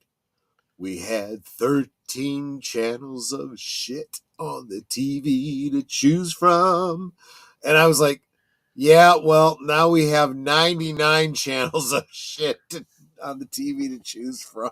I have no idea how people are going to see our current decade's output of movies. I don't think they'll be kind in decades to come, but we'll see. This movie was lambasted. As a side note related to that, I do feel that the past 4 to 8 years will be a footnote in history about the woke mind virus. I really do believe that. It's going to be like that time in the Dark Ages that was never recorded because the sun was blotted out for a number of years and we don't have much history on it. Maybe. We just know that it happened because I think a Greek historian and a Chinese historian wrote about the same event. Apparently something happened on the planet that really messed up the atmosphere. We think it was a volcano explosion that kicked stuff up and like blotted out. Well, when was it Krakatoa or something? Yeah. During the late, I want to say 1800s, early 1900s. Maybe it was earlier than that. You can Google the year without a summer. There was a blast from a volcano that put ash in the air that caused changes in temperatures around the world that year. Real bad winter in I'm assuming it was in England. Europe, they said that you could watch it, but you could examine the tree rings of that era, and they said you could tell something really bad happened in this era in this one tree ring or something. And that was the year that Lord Byron and Percy Bysshe Shelley and Mary Wollstonecraft came together, and they were snowed in basically, and they wrote some great masterpieces, including Frankenstein or The Modern Prometheus. But getting back to this, was this a canon film? Just wondering. It feels like a canon film, but I'm not positive that it was. This is the stuff. It was not, but it has a feel of one. Yes. But in fairness, if you collected the cards or the stickers, I Garbage Pail Kid, these absolutely were those friggin' characters on those cards. So whoever it was that dressed these midgets up like this, it was spot on with the source material, let me tell you. But as far as story goes, the story was just a freaking acid trip. Now, have you seen it or just heard about this movie? I've seen it. Oh, you have seen it? Okay. Once. I saw it a few times. Oh, wait a minute. You Can Be a Garbage Pail Kid was nominated for Worst Original Song. Look at this guy. He's friggin' tripping balls. Wasn't one of them a gator, like an actual gator? Yeah, this guy right here. Yes. Let's see here though. But what was it? Garbage Pail Kid was nominated for Worst Original Song, but lost to George Michael's controversial hit "I Want Your Sex" from Eddie Murphy's Beverly Hills Cop 2. Interesting. Which was a much better movie than Garbage. Sex is a great song. I love that song. The film depicts 7 of the Garbage Pail Kids played by dwarf actors in animatronic costumes interacting with society and befriending a regular boy. Yeah, so I guess it's like this whole like never-ending story type thing where this is the thing in the 80s with some boy befriending the weird kids or the alien or E.T. Maybe it's more like E.T. It's like I will defend that one element of this, having it be little people in costumes, animatronic faces. Yes. And the fact that these characters really were characters from the cards, that part of it was cool. But there ends any element of good about this piece of crap film. Yes. Yeah, so the kid's in love with this older teenage girl, Tangerine, and he gets the Garbage Pail Kids to design. Apparently, they're brilliant designer clothes makers. They can make great designer clothes out of nothing, and that's a plot. Okay. And look at that! Look at that shirt, huh? That's pretty much 80s fashion. Absolutely. Oh my goodness! These are horror. Look at this! You're watching this. There are musical numbers in this movie. Nightmare fuel. It is. There are musical numbers in this movie, dude. Now, in fairness, the Garbage Pail Kids cards were meant to be nightmare fuel. So. Well, that's the point, though. The cards are a spoof on Cabbage Patch Kids, and they were good for a lark for the first couple series, and it got kind of old. But for all of us boys that hated the Cabbage Patch Kids, you could buy these trading cards with these disturbing. You know what actually would have been good is if they'd have done a good Cabbage Patch film, live action Cabbage Patch film. Yeah. And then the sequel was the Garbage Pail Kids. That would have been interesting. Funny. The film was, let's see, reception, according to Wikipedia, film was last. Hey, now, who's that? What? That's Tangerine. Yeah, she was, I guess, the love. I guess she's bad, though. And I'm thinking, not really. She's the Tangerine Dream, huh? Yeah, I didn't even think about that. The film was lambasted by critics for its release and widely considered to be one of the worst films ever made. The film holds 0% approval rating and an average score of 2.2 out of 10 on Rotten Tomatoes. Based on well, she's fashion conscious. Yeah, okay. Metacritic gives the film a score of 1 out of 100, the lowest of the website based on reviews from 7 critics, indicating an overwhelming dislike. Critics dislike the film's rude humor, acting, puppetry, inappropriate moments, the appearance and voice acting of the Garbage Pail Kids, nonsensical plot, and a hypocritical image. I guess because it's like looks don't matter or something. It's what's on the inside that counts. I'm going to push back a little bit on some of that because the gross out elements and almost horrific elements are very much in spirit of the source material, right? So, I mean, let's be honest about that. I don't think the critics really understood that. But, yeah, this was one of those ones that they got the core of the source material and tried to make a story out of it where there was no story and it made no effing sense. I mean, maybe this would have been an accurate... I think maybe if Weird Al was in this movie, maybe this could have been something interesting. Oh, that would have helped. And like he meets the Garbage Pail Kids. It's like a weird sequel to UHF, but no, because they're apparently aliens from another planet. And I don't know. There was a canceled reboot. In 2012, it was reported that Michael Eisner's Tamanta company had plans to finance and produce a development of a feature film based on Garbage Pail Kids, as Eisner had recently purchased the Topps trading card company in 2007. On July 18, 2013, it was reported that the film was canceled because of negative reception. Michael Eisner was still doing stuff after he left Disney. He was going to make a remake of this. This was not the thing he should have been doing. It was canceled in 2013. You know why it was canceled in 2013? Because 2014 hadn't happened yet. 2014 and on, it would have gotten made. Because that's Yeah, when all you're the probably crap, right. that's when our Probably crappy right. age started. If you want to know when all the nonsense started, it was in 20. Okay. You guys have to understand, between the Yes. time that I send these things to Boomer to make up these graphics and the alcohol that I've been imbibing, I have no friggin' clue what's Let's scroll coming. down and find out. Oh, you should all be pleased by this one, right? Because at least two of you, possibly more, because I've been having a hard time keeping up with the chat. Highlander 2: The Quickening. I don't hate this movie. Let me I know you do, but it's okay. Let me jump ahead for a moment to Highlander 3. There's actually two versions of Highlander 3. One is oh shoot, it had two different titles. It was Highlander 3 The Sorcerer and Highlander 3, oh, I forget. The important point is that Highlander 3 opens up with a close up on Adrian Lambert, and he's basically doing a monologue where he says, "In the days after the death of my friend Ramirez, blah blah blah blah blah blah." Right?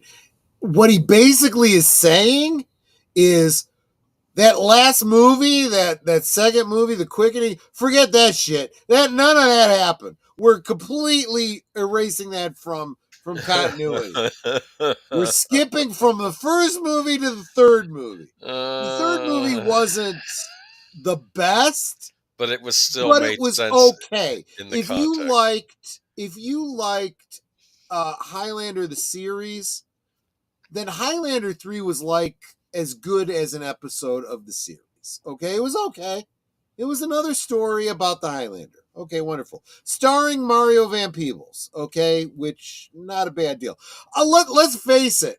When you have an immortal who has two other immortals as his henchmen, and he just turns and kills them to take their quickening at the beginning of the movie, you're like, we got a winner of a villain here, okay? But so what I'm basically getting at is Highlander 3 may not have been the best of the Highlander films, but it was definitely better than this piece of crap. All right, let's scroll down, pal. We got images to look at here. Well, wait a minute. Let's take a second here and talk about the look at fact the poster. that this is a great looking poster, but if you saw the first movie, you're like, wait a minute, Sean Connery? He died in the last movie. Hey. His quickening was taken by the Kurgan. Well, yeah, played by Clancy Brown. Clancy Brown, yeah, yes. Great villain. Yes. Here's a funny thing about Highlander villains going on to play Superman villains on Superman the Animated Series. That was a thing. But anyway, yes. He was Lex Luthor, and the villain in this movie plays the villain in this movie plays Darkseid. So I thought that was interesting. That's right. All right, so look at this, huh? This is a Planet Zeist flashback, right? Oh, Planet Zeist. Planet Zeist. That's where the immortals come from. Planet Zeist. The first movie, The Highlander, right? You have this guy. Right? Connor McLeod of the Clan McLeod, right? He's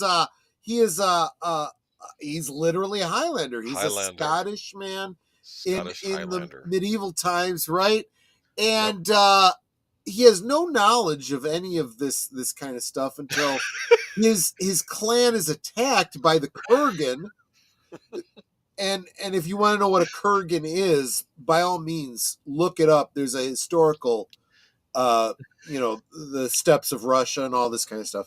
Anyway, a big battle, and he dies during the battle. And in the middle of his wake or whatever service they're having for him, he wakes up, right? Because he's an immortal, right? And he has no idea why. He just assumes he wasn't as hurt as badly as he thought. But everyone in his clan thinks this is some sort of devilish witchcraft because you were dead and you came back to life, and they ostracize him and they throw him out, right? And he doesn't understand what's going on. Then he meets Ramirez from Spain. Yes. But he's Egyptian. Well, he's Egyptian, but he who learned metallurgy in Japan, right? Yes. Because he's an immortal, and he has decided that he will take on centuries. Yeah. Right, and he decides he'll take on Connor McLeod as a protege, and explains the whole concept of what it means to be an immortal and the game and all of that. Connor explains. I'm not going to get too into it because, guys, if you haven't seen the original Highlander, which honestly has got to be a rewatch on a Monday night, definitely going to do that sometime. Connor explains to Haggis what. Sorry, Connor explains to Ramirez what haggis is. Yeah, that sounds revolting. Yeah. But great story. The first movie is just a friggin' classic. It really is. A soundtrack by Queen, right? Yep.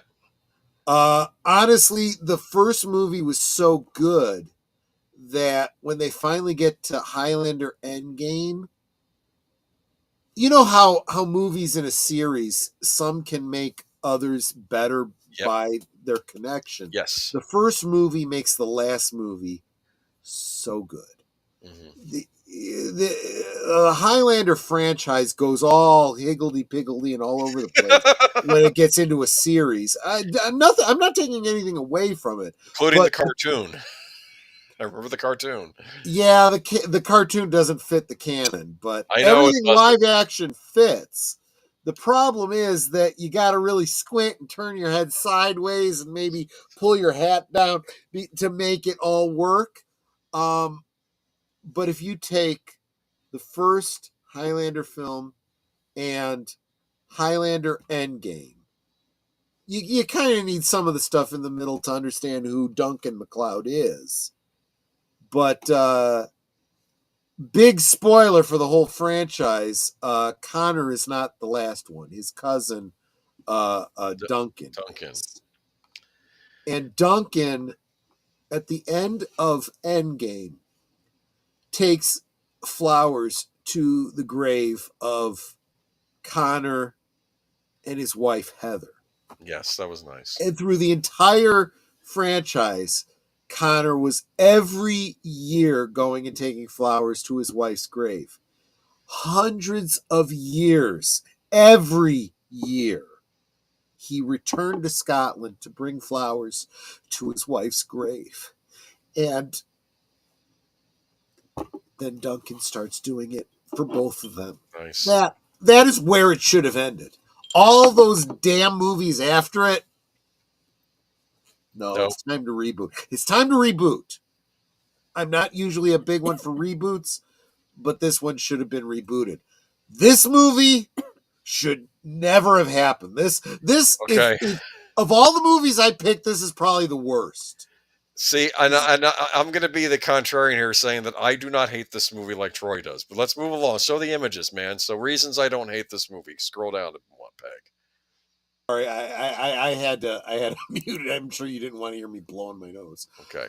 This is probably the best part of the movie. She's nice in this movie. She's hot in this movie. Let's be honest. I like her. What's her name? I'm drawing Virginia Madsen. Virginia Madsen. Yes. Princess Erlon from the David Lynch Dune. There you go.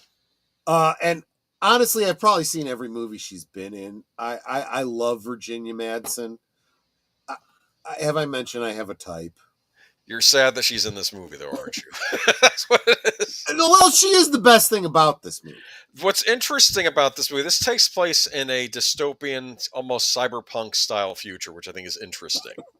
And I think that that's actually an interesting setting for a Highlander style movie, which probably could have been done better elsewhere. But it's an interesting idea that you would have. We have the classic ones in modern times, and then you could do like a cyberpunk Highlander movie where the immortals are in the future, right? Take me to the future. That's what they always say in that song. So here we are in the future. That is true. That is a good point. Okay. The problem is that after you have the first movie where Connor defeats the Kurgan, right, and he's the last, Yeah. right. The way that they do the third one is a great one because Mario Van Peebles Right. travels forward in time. So by doing that, he bypasses the rule. What's it called? Yeah, whatever. So now Connor is no longer the last. There is another. And he gets his powers back, doesn't he? Because of that? Exactly. Yes. And he knows something's gone wrong. Damn great movie. I think when I do a Monday night, that might be a double feature. Yeah. You know what I thought was interesting about Highlander 3? He adopted a son. Remember that? I thought that was interesting. Yes. And because even though he couldn't have children naturally, he went ahead and adopted a kid, because I guess he was mortal now. So like, I'll try to at least start a surrogate family. That's what I think he was thinking of, right? Exactly right. I like that. Yeah. So, but so that was a brilliant way to do a sequel. If you just kind of forget that this whole thing happened, but this whole idea of future storyline after the prize has been won and giving them an origin. So the original story, Connor asks Ramirez, what is all this? Why are we immortal? Where are all these powers coming from? He goes, I don't know. It's a kind of magic. You don't ask the deer why he can run so fast or the eagle why it can fly. It just is. No, they're aliens. They're aliens from planet Zeist. Yeah, now they're aliens from planet Zeist. It's like, really? And somehow you didn't remember this in the last movie? Anyway, let's move. And apparently he's able to bring Ramirez back just by calling for his help, right? Yeah, that was the thing. Which is ridiculous, because honestly, his death in the first movie, his sacrifice was so good. And the redemption, right? Okay, so remember, for those of you that have never seen, and I can't imagine there's anybody here who hasn't seen The Highlander. The whole idea is that you have these these immortals in the world. They don't even know they're immortals.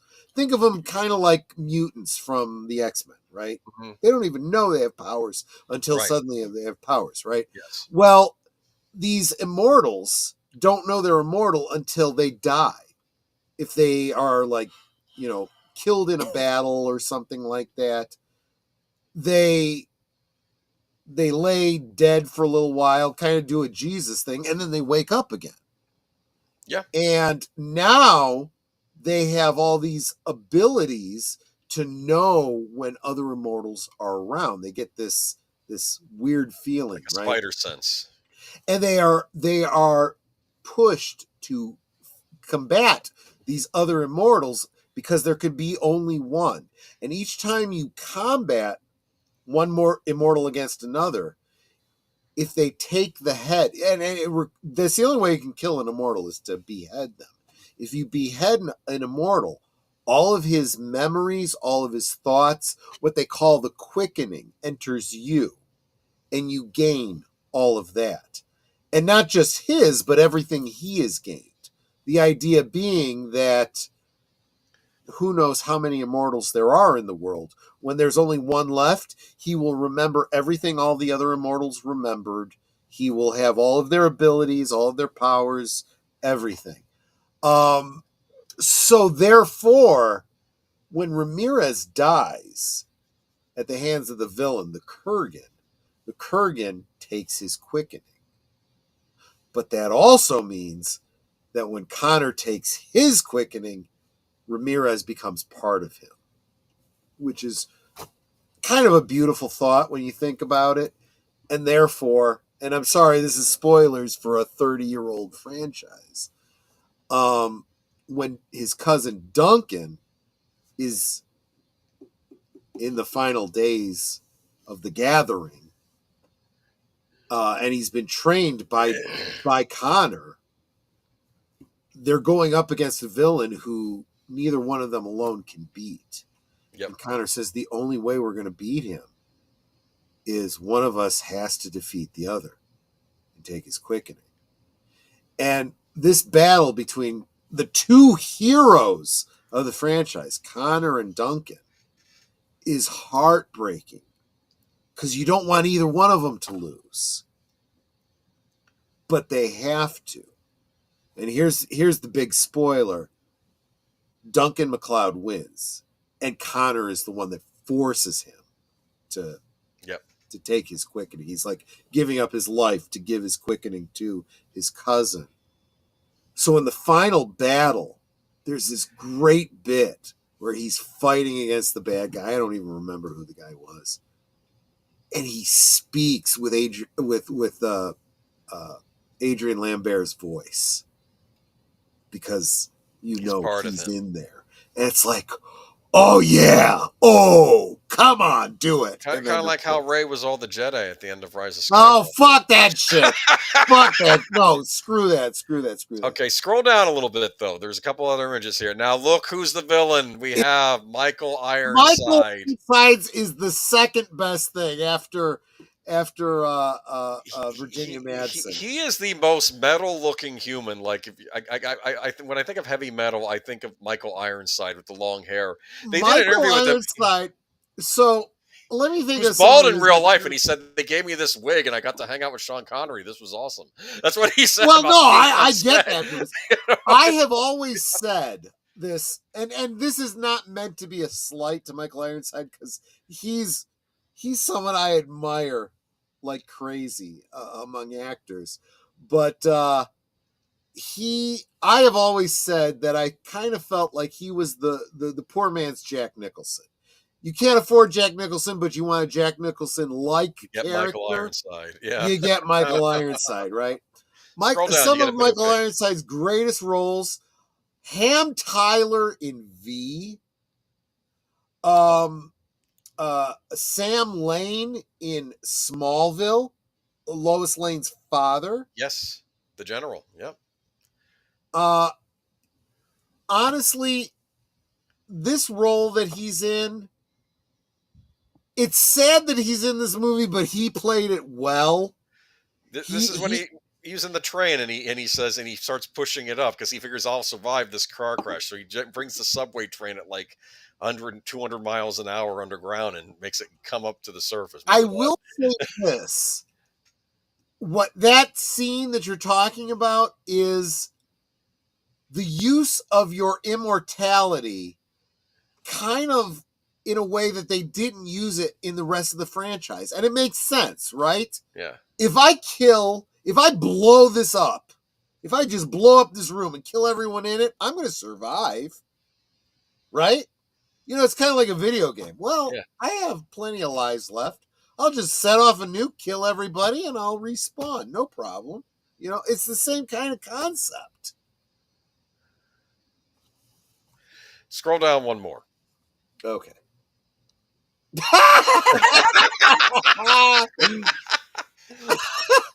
He's nuts.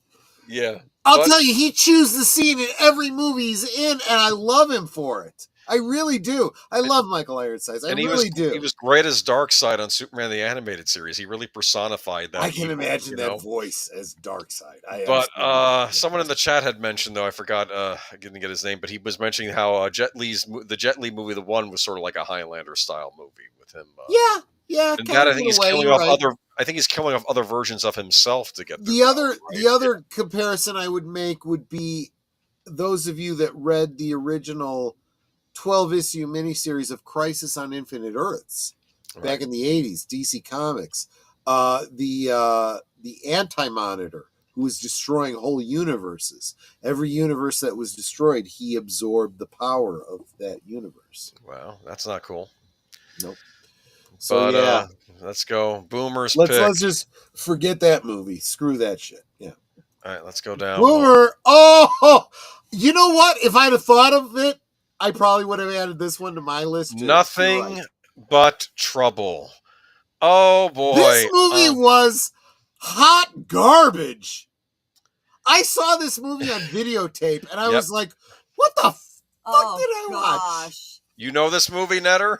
This is yes. She saw it too. Dan Aykroyd with a dick nose. Yes, exactly. That's the one thing you couldn't stop staring at. Holy crap! The one funny scene in the movie is when he's getting ready for bed and Chevy Chase is looking at him through a hole in the wall and he sees him take the nose off his face because it's a rubber nose and it's like, oh, and he has this horrible look on his face. Look, all of these people. Look at this cast. Look, Chevy Chase. From everything I've heard behind the scenes, he was impossible to work with and a complete asshole. But I have loved him in every movie I've seen him. Yep. Right. Now, seeing this movie made me afraid to travel outside my little burg. Right. Dan Aykroyd, John Candy, Demi Moore. Yes. What a great cast. That in and of itself is why you would watch this movie. So I watched this movie. I get to the end of it. I'm like, the fuck did I watch? This I saw, I think, on Showtime, and I'm like, I thought, because I was a big John Candy fan back in the day. Dan Aykroyd from Ghostbusters.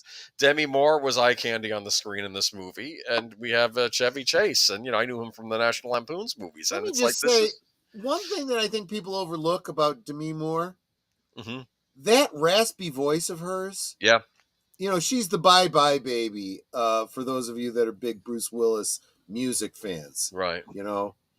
Blues for Mr. D on his album If It Doesn't Kill You, It Just Makes You Stronger. It's a very bluesy kind of Blues for Mr. D, and it's mostly to highlight his harmonica playing. But at the very end, the female vocals, that's Demi Moore singing "Bye Bye My Baby." She has kind of that like Jessica Rabbit, Kathleen Turner. Yes, absolutely. Yeah. Okay. I mean, she's pretty enough, but that voice of hers just friggin' amazing. Let's go down. So there they are. This is the area rug guy. What's his name? I forget who he was. They're playing. I think they're from South America, and like he has a bad Latin accent. He was a stand-up comedian. I loved his stand-up routine, and every movie he was in, I'm like, yeah, I like him in this movie. So the plot is they end up in this. You met him at the Improv, didn't you, Nutter? This guy here. You don't remember. Nutter? What? This guy here, you met him at the Improv, didn't you? Taylor Negron? Is that what you say? I don't. No, not him. Oh, okay. You're thinking Rob Schneider. Rob Schneider. Yeah. Okay. Elvis on a Fishhook. Elvis on a Fishhook. This guy was area rug guy. Right. Yeah. Area rug. But I was expecting this to be interesting because I mean the idea behind this, and I think Dan Aykroyd's idea is that there are always like these little areas in American society where you have these weird laws on the book, right? Yes. And they're run and like that don't make any sense, and what if they were really enforced, right? And not only that, but you also have these very corrupt, local judges and stuff. Yeah, and I guess that's who he is. Dan Aykroyd plays the honorable. Hold on, I'll find his name. Well, fairly dishonorable in my opinion, but there he is. Yeah, Alvin J.P. Valken here, the 106-year-old judge who runs Valkenvania. And Bobo, he also plays the severely deformed grandson of Alvin who lives in Valkenvania's salvage yard. My understanding is that Dan Aykroyd had a lot of input This is his baby. Don't get me wrong. I love Dan Aykroyd, but he's a lot like David Lynch. If you don't have someone else kind of reining him in, you're going to get WTF every single damn time. And I know people in the chat are probably looking to say this looks like a fun like Beetlejuice-esque comedy or something. This is like this dark comedy like made in the 80s, but it is dark, good, and it does imply that it's a comedy, but there's no laughs to be had in this film. No, like every joke, like not every joke. There are a couple jokes that land in this, but most of the jokes in this movie, it's like a thud, like like you see like a bunch of plastic dolphins slipping up around, like Chevy Chase says, "Oh, that's where Flipper ended up," and it's not funny. Like the way it just isn't funny. And then like Flipper died. It's just not funny. I know these Not lines are only meant to that, be but funny, but they're not. look, It's if just, you did like this movie, you might like a movie that also almost made my list, Exit to Eden. Another terrible film. You know but that one. it has a certain actress in it. Oh God, no! Don't Not even Rosie mention O'Donnell. her. I'm thinking of the other one. Okay. She played Lois Lane in Superman the Animated Series. Oh no, I loved her. She was the Yeah, best part of the movie. I don't like the Dana What Delaney. is Dana Delaney's in that, and you get to Dana see Delaney. bit I of love you Dana get to see Delaney. a bit of Dana Delaney in that movie. Okay, but yeah, it was. Yeah, it's probably the only reason to watch the movie. Yes. The fuck, Tweedledee and Tweedledum. What the hell is this? It's so bad, and I have to give credit to Demi Moore for being able to keep us straight, just being able to act in these scenes, which I would be. It's like. This is probably her worst film, absolutely. I feel bad. And Digital I don't even Underground. remember this. Digital Underground show up in this. Remember Humpty? Remember that? The Humpty I dance? do now. They show that's Tupac in the Yankees shirt. Okay, Yes, it is. This they do a wonderful rap song in the middle of this movie, and then Dan Aykroyd gets on the and there's that's dancing, right. they're dancing fly girls in the background. Damn sense in the film. They're the best part of this movie, actually. It's like you're right. You're not and I'm wrong. thinking they're yes. wondering why are we in this movie? If they had made the movie about them being stuck in the situation, it might have been a better movie. Oh God. Yeah, John Candy and drag. This is so bad. As like the daughter, and this face, totally sums up the movie. It's like, I can't believe I'm in this piece of shit film. I can't believe I did this. How did I'm this getting get a paycheck? made? I'm getting a paycheck. There's a lot of talent behind this movie, and it's a disaster. It really is. Oh God, nothing but trouble. Nothing but trouble. Oh God. This was another one of those ones that I saw the screener and I had to tell my manager at the video store, I'm like, you can't not order one of these at least, because the cast is brilliant, but this movie sucks. It's terrible. Okay, moving on to Troy's pick. This is your last pick of the night. Oh God. Mr. Gray, you'll 50 be waiting for you. Shades of Gray. Have you seen this? I have. Is it worth it? Not by choice. Tell them the story. I don't think I want to tell the story. I did not see this movie, so he did not watch it with or for me. Oh God, this watch it terrible. With? Okay, I did not watch it. I watched it because Was this a Big Al movie night? No. I have to admit to a crime here, so you guys can get me in trouble here. My mother. Yeah. Oh God, this is a terrible story. Dude, I don't know if I want to hear My mother this. read this series of books. Okay. The Gray series. Yeah. And when the movies came out, she wanted to see these movies, and I said, all right, if you this was back when Netflix was sending out DVDs physically and then you'd mail them back. So I said, you know what? And I put them on my Netflix list. I'm like, I'll get these movies, make you a copy and send them to you so you can watch them. Okay? When you make a copy of a film, you kind of have to watch it to make sure it encoded correctly. So I watched all of these horrible fucking movies. For mom. For my mom. That's the worst part. I'm making these movies for my mom. That's oh God. So on one hand, it's really sweet he was doing something nice for his mom. On the other hand, it's like, Mom, really? Oh dear Lord. Now, in fairness to my mother, she didn't like these movies either. But she didn't like these movies for the same reason we don't like so many movies that are based on book series that we love. It was not a good interpretation of this book series, the source material, which I heard had started out as a Twilight fan fiction.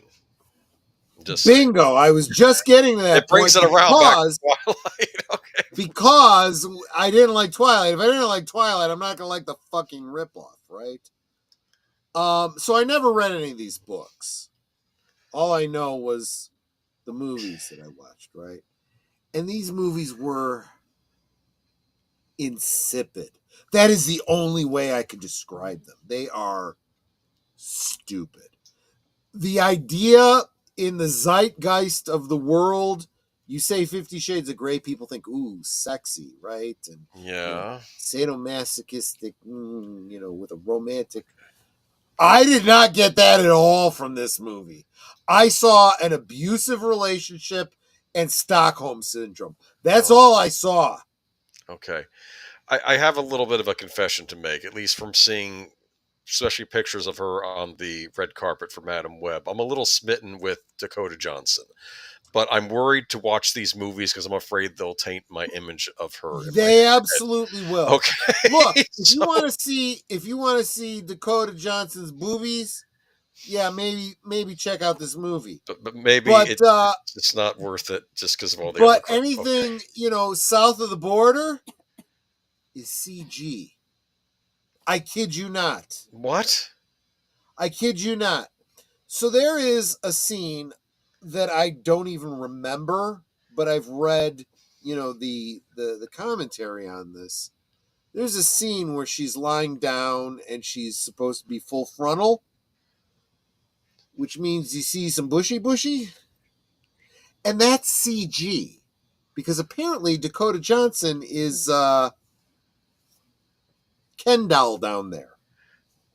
Okay. And they wanted her to have, oh my goodness. Twisties. So there was a CG artist who had to go in and paint in freaking pubes on this actress. And I'm like, the hell is this movie? Imagine second guessing your career choices for that job, huh? Oh my goodness. I have nothing but respect for people that work in CG in these films because the conditions they have to work under, the deadlines that they have to do, it's just fucking ridiculous. The CG you see in these movies that you hate, that look ridiculous, don't blame the CG artist. Blame the producers and the directors who said you got 3 days to do this. Well, okay, you get basically money for nothing version of CG, if that's my limitation. But to draw pubes on an actress, guys, this movie is a clusterfuck. It really is. Do not watch this movie if you want to see boobies. If you want to see sexual content in films, there's much better movies out there. Go check out, I don't know, Eyes Wide Shut or something. Don't watch this. Well, that's a good movie. That's actually, I would recommend that movie. That's a great really Stanley good movie. Kubrick movie. Even if you edit out all the nudity, it's a good movie. Well, apparently Warner Brothers had edited something out that got Cruise and people very angry that they edited Kubrick's work. This was back when AOL had taken them over, and I've never owned it on DVD because I can't. Do you know what the scene was that they edited out? It's an orgy. It's part of an orgy scene which they had to edit out, and I know that there's I think they later on did release an uncut version, but they don't say uncut on the box, so it's hard for you to figure out which one is the cut. And I just said, gotcha. You know what, screw this. I'm just not going to bother. That's what I said. But look, scroll down, with Kubrick, leave Kubrick stuff alone. You just watch the movie the way he intended, and if you don't like the nudity, well, you shouldn't have been watching it in the first place. That's all I'm going to say. Eyes Wide Shut was garbage. GEEK. Well, Eyes Wide Shut was insipid. It was insipid. To each your own. Yeah. Actually, I'm going to even say this. Out there, that happens in real life. I'm sorry. I am going to say. If you think there's anything titillating about this film, don't watch it. Go watch Eyes Wide Shut. That's the better option. Okay, scroll down. Now, don't get me wrong. She is a beautiful woman. I mean, look who her mother is. Okay, her mother is Melanie Griffith. Melanie Griffith and father Don Johnson. So she's got some good genes going on. Yeah, but she's got her father's hair. That's all she's got. She's got her mother's good hair. Yeah, no, you're right. I mean, I'm not. I know. Anyway, Dakota Johnson is a beautiful woman. Don't get me wrong, but again, so let's put all the sexy aside, right? Her acting in this was not the best. This was early in her career. She's developed as an actress since then, but this was not her best film. In what? I don't remember. I'm Madam drunk. Web, because I heard that was terrible too. I did not even see Madam Web. I did not even see. She had a brief scene in Black Mass with Johnny Depp, but she was basically just playing his wife in that for a couple scenes. So you see this still, and you think, oh, okay, this looks like a romantic film. No, this is not a romantic film. This is a film about power play, sadomasochism, and abuse is what this movie is about. Okay. I see what you're doing here, Booler. You want to get all the good pictures of Dakota Johnson. Anyway, I get it. Moving on to my pick. Let's get this done. The last one of the night. I would have added this to mine, except there was enough about this that I liked. No. That I couldn't say I hated it entirely. But you're right. Nope. It's not a good movie. Nope. This is definitely the worst of the Batman movies. Yep. You may have different reasons than I do, but let's get into it. Okay. I was in a screenwriting class once, and the professor was talking about, the different character conflicts like man versus self, man versus nature. And he brings up, man versus man. Like for Superman, that would be Lex Luthor, because Lex Luthor's he asked the class who's Superman's arch enemy, and we say Lex Luthor. And then he asked who's Batman's arch enemy, and some guy in the class says George Clooney, which I thought was funny. I'm sorry. That's funny. That is so funny. Yeah, you could even give a pass to Val Kilmer, right? Val Kilmer wasn't terrible as Bruce Wayne Batman. I mean, that movie had problems, but he wasn't a problem in it. In fact, I'll say this, it's almost a comedic version. In fact, that's almost like a live action version of the Batman we got on Batman the Brave and the Bold, because he's having to be serious in this kind of ridiculous, like 1950s Batman. I will say this about George Clooney, though. I think George Clooney takes a bad rap because the movie was bad. He himself wasn't. He did the role. He was cast to play. Yeah. But you got to blame the writer, the director, the producer. This is not their fault. It starts out okay. Him and Robin are getting into the Batmobile, and he says, "When do I get a car?" Chicks dig the car, and then Batman says, "This is why Superman works alone." And I thought that was a funny line. Okay, that's a great line. Yeah, that was a good line in this. Which movie was it that I think it was the previous movie that talks about? Because the previous movie was Robin's origin story, and there's the circus is going to Metropolis right now. Yeah. The circus is halfway to Metropolis by now. I loved lines like that. That was well thought out. I really did like that. So yeah, I should just let you talk about this, and then I'll scroll down. I don't even know what pictures I added to this thing. Okay, let's scroll down. Well, wait. Let's stop. Let's look at the main thing. I mean, this is the big cast. This is you got Arnold there as Mr. Start with Arnold, because look, same thing in the first Superman movie, right? The villain gets the big, because the big actor. It was Marlon Brando, who had almost no role in the movie, and Gene Hackman, and they both had billing over Christopher Reeve. Yeah, but they were good in that movie at least. So I'm sorry, I'm being mean. No. I'm going to argue that Schwarzenegger was actually pretty good.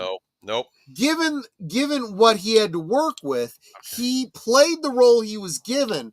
But and I will say this is another positive about Batman and Robin. What they did with Dr. Freeze. No, Mr. Freeze.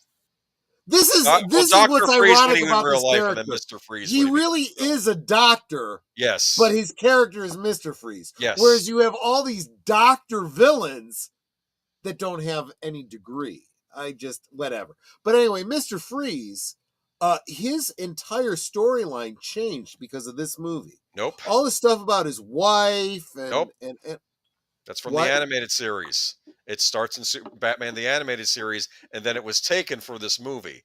But that I know that you're right. You're well, absolutely right. I know you haven't gotten around to watching them yet, so you probably were unaware of this. But and yes, I have them all on DVD. I do. Yes, you can watch them whenever you want. But yeah, that was the issue. Was that it was actually a rather tragic story. He was trying to save his wife, and a horrible accident happens, and that's how he becomes this. Which, let's face it, that makes this a yes. great character. Definitely a better character than when he was in Adam West. Well, look, the previous live action version of this character was the Adam West series, which was I watched clips from it. It's kind of funny, actually.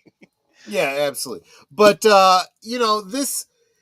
He chews the scene. He's comical, horrible one-liners. He keeps saying bad chill. one-liners and puns. But the overall story is actually pretty good. If I'm not mistaken, this is the movie where he has the tear come down his eye and freeze. Turns to snowflakes. And it's like, wow, that's actually pretty good. If that had been the tone for the whole movie, this would have actually probably been a good movie. Chris O'Donnell's back as Robin. The careers were damaged by this movie. All of their careers were damaged by this movie. No, some survived. Arnold was Arnold, so he could get through a bad movie. But all the rest of them were hurt by this. No, absolutely. George Clooney, Silverstone, we'll get to her in a second. Uma Thurman, she was actually not a bad casting for Poison Ivy. Quentin Tarantino saved her after this with Kill Bill. No doubt. No doubt. So let's start right here. My big problem here is seeing Robin now still being called Robin in a pseudo Nightwing outfit. Yep. Okay, you know what my problem is with this picture? What? Both Batman and Robin have nipples. Yep. Yeah, we'll get to the nipples. You're right. Joel Schumacher's predilections. I'm just going to say maybe. Absolutely. And I didn't realize that was the case until Phantom of the Opera. Phantom of the Opera, all the statues have nipples, and I'm like, yep, Joel Schumacher. Yep. Screw you, dude. Yep. He has his. Did your mother not breastfeed you or something? What is your obsession with nipples? Anyway, this was just. I remember being in the movie theater with a friend. You know, I actually had this costume at one time. This version of the costume? This version of the costume, yeah. Wow. That might be collector's item. And I was item seriously considering painting the red blue and making it into Nightwing. But then a coworker of mine needed a Robin costume for a cosplay he was doing. And I'm like, here you go, buddy. If you want it, you can have it. You know? Okay. Uma Thurman and Mr. Freeze. Mr. Freeze and Poison Ivy. I feel bad for Uma Thurman in this. I think she's doing her really best. Do too. There is some. I've tried rewatching this because I remember years later I tried rewatching this and I had to keep breaking and not continue on because it was just so bad. There's this scene where they're having the I guess get a date with Poison Ivy or get a date with Bruce Wayne. It was some kind of was it a bachelor auction, I think, and then. No. She's up there for the auction, and then you have this Southern gentleman in the back, and I could swear he says, "I'll give 20,000 Yankee dollars," and I think he says that. I could be wrong. Maybe that's just my memory playing tricks. That there's some Colonel Sanders Southern in the back. Okay. One thing that I will say about this, and you probably don't have a picture of it, is the origin story for Pamela Ivy. Yeah. Isley, I'm sorry, yeah. The guy played Lionel Luthor knocks her into some chemicals. Remember that or something? Yes, and that was an unfortunate waste of a character because he is basically a great actor. Woodrow something or other, the Floronic Man, another DC villain. No, kind of wasted in they're saving it for the fifth one. Bane. Oh God, this is not Bane. I'll be honest with you. As much as I don't like the last Christopher Nolan film, he at least understood the character of Bane and got him right. Better than this. Yes. This is not Bane. Bane is meant to be a steroid jacked up. But he's intelligent. Bane is intelligent. Of Batman, yes. He's supposed to be super intelligent. He's supposed to be kind of Moriarty with muscles. Now, in the original and this comic, is I think he's not from that. He's from a country analogous to Cuba, I think, in the original comic. But in this, right. It's not Cuba. They didn't say it was Cuba. You could tell this was from Cuba. And right. he grew up in a prison. I read his origin story in the comic. It's a great origin story about basically how he really is. He was honestly the third Christopher Nolan film actually does a pretty decent job. I mean, they changed it a bit because obviously he's not Latino in that. He's like a Scotsman or something. Because which honestly was a missed opportunity because I really wanted him to be. Look, you know, you want to get your DEI, placement and stuff, and you need to get your Latinos in there. Yep. Cast your Latinos as Latinos. Samuel Procter says in the anime series he has a Cuban accent. Henry Silva plays him, and then later on Hector Elizondo plays his voice. Yeah, he had a few different voice actors playing him. But whoops. Yeah, I think that's it, though. You can scroll back up if you want to talk more about the movie, but that's Bane. Bane! Oh, that's all he would say. He would just That was it? Okay. That's my worst. That's my number 5. And the reason it's on here is, and I want to tell you a little story. I was in a bus station once, right, waiting for the bus. And the lady running the bus depot, because I got off a train, I was waiting for the bus. Batman and Robin's playing on the TV, and I'm like, "Oh, are you kidding me?" So I'm having to watch Batman and Robin. It finally ends. The lady comes out, ejects the videotape, puts another videotape in. Another movie starts. It's Wild Wild West with Will Smith. Oh God! And I'm like, and then the bus shows up, and I was like, thank goodness, because I'd never seen Wild Wild West, but I have a suspicion that movie would have made it on this top 5 list if I'd never seen it. Same here. I never saw the film. I never saw the film, but I probably would have hated it. No doubt. But that's it. That's our own top 10. There are other awful movies. There are probably movies that are worse than these and more. Even if I thought about it more, I might come up with others, and even maybe some that. Let me real quick, because it will take me just seconds. There was one dishonorable mention that very similar to Leonard Six that I couldn't remember any details about. Okay. One film that should have made this list, but I couldn't talk about it because I can't remember it. Freddy Got Fingered. Oh. Do you remember that movie? I've actually seen it. That was a movie when it came out. I have to talk about this movie. I'm sorry. Go ahead. This you probably remember it better than I do. This was back when I was watching Ebert and Roper regularly because Gene Siskel had died, was replaced by the younger Richard Roper. And this was back in 2001. And there was another Hollywood writers' strike looming. And the studios, I believe at the time, were terrified of this writer's strike, and they were green lighting anything.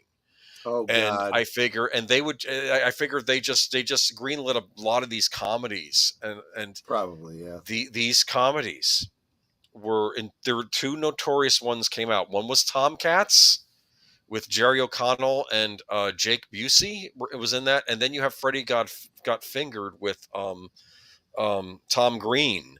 And who was his dad in this? Rip Torn was in this. Remember that? I know, and that hurts the most because I love Rip Torn. The guy was on the TV version of The Dead Zone. That actor was in all the John Hughes movies. He's in this in a scene. This is a completely awful movie. This made, I think, one of them made Richard Roper's worst movie of the year, and Tomcats made the other worst movie of the year for I think it was Roger Ebert. They both. See, I don't remember Tomcats, but I also don't remember. It's another awful comedy around the same ilk as this one. Yes.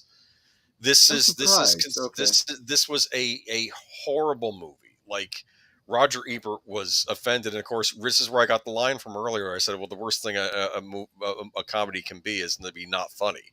Honestly, and he was saying, Tom Green that's exactly right. And Freddy Got Fingered was not funny, and I honestly figured given who was in it and the title, I'm like, this has got to be funny, right?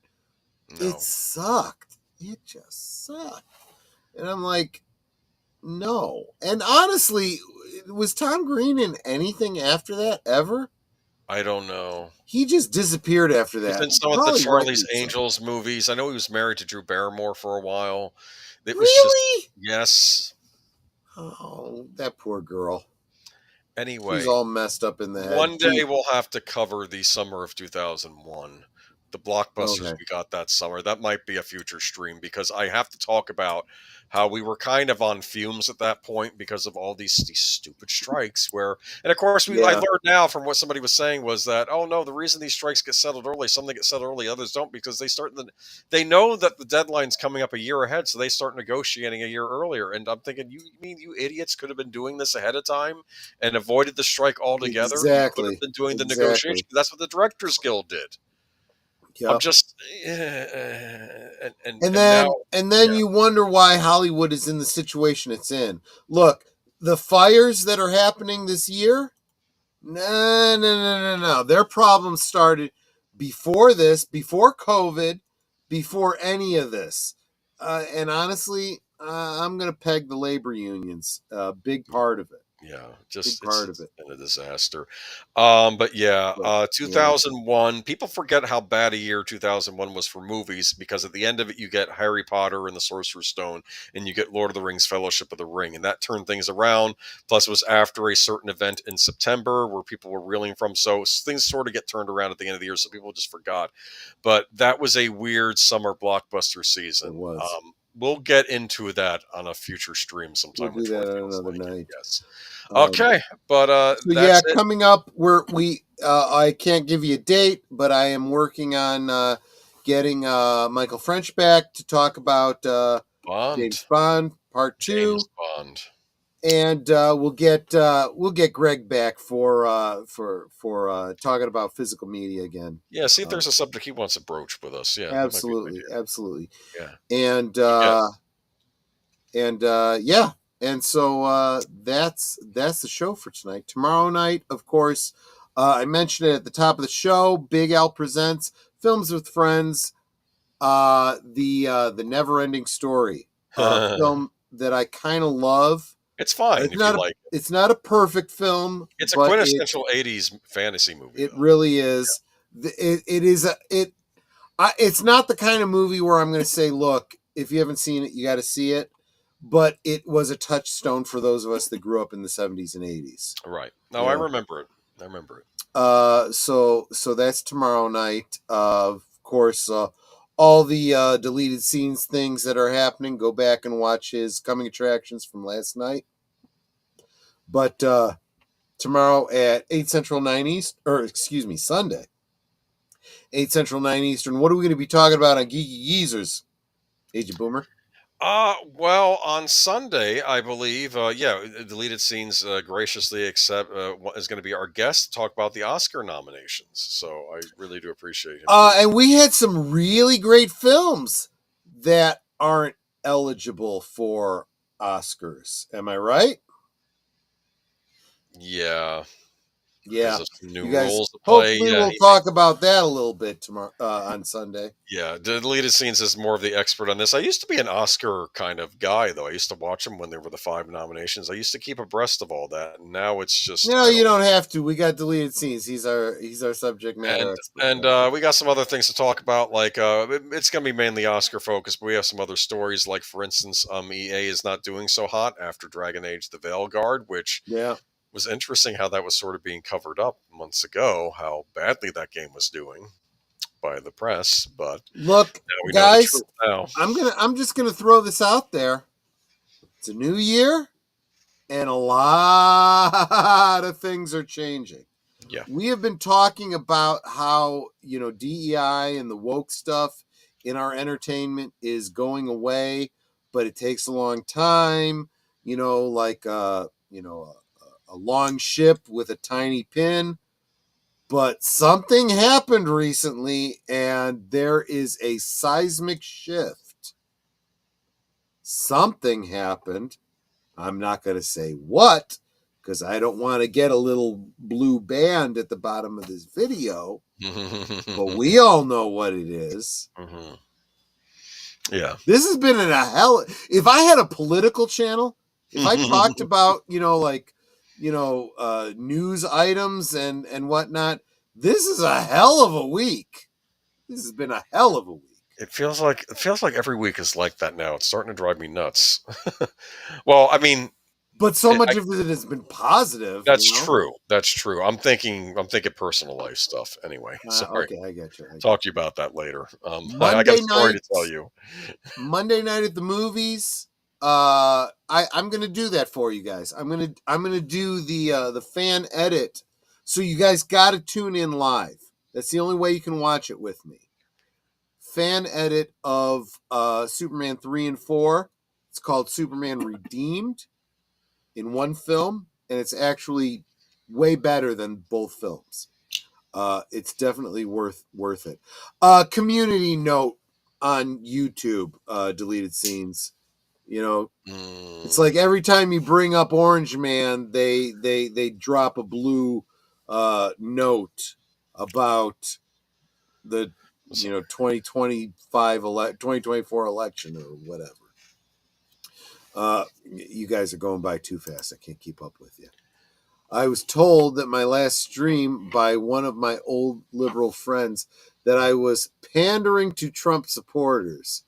I told them if they didn't like that, maybe they should come on my chat, and maybe they should. Wait a minute, there's more. Watch my stuff to see my stance. See why my chances changed. Fair enough. Excellent. Yeah, no, I haven't either. Which tells me my channel's probably too small. So make sure you guys share this out. Yep. If you really want to support the channel, buy a membership for somebody else, because that brings people to the channel, and that's probably the best way to grow a channel. I just learned that recently. So. And don't you have an option to gift memberships yourself? Yes, I did. I do, and I gifted 5 last week, and I will probably do more next week. And then my ability to do that will refresh the following week. But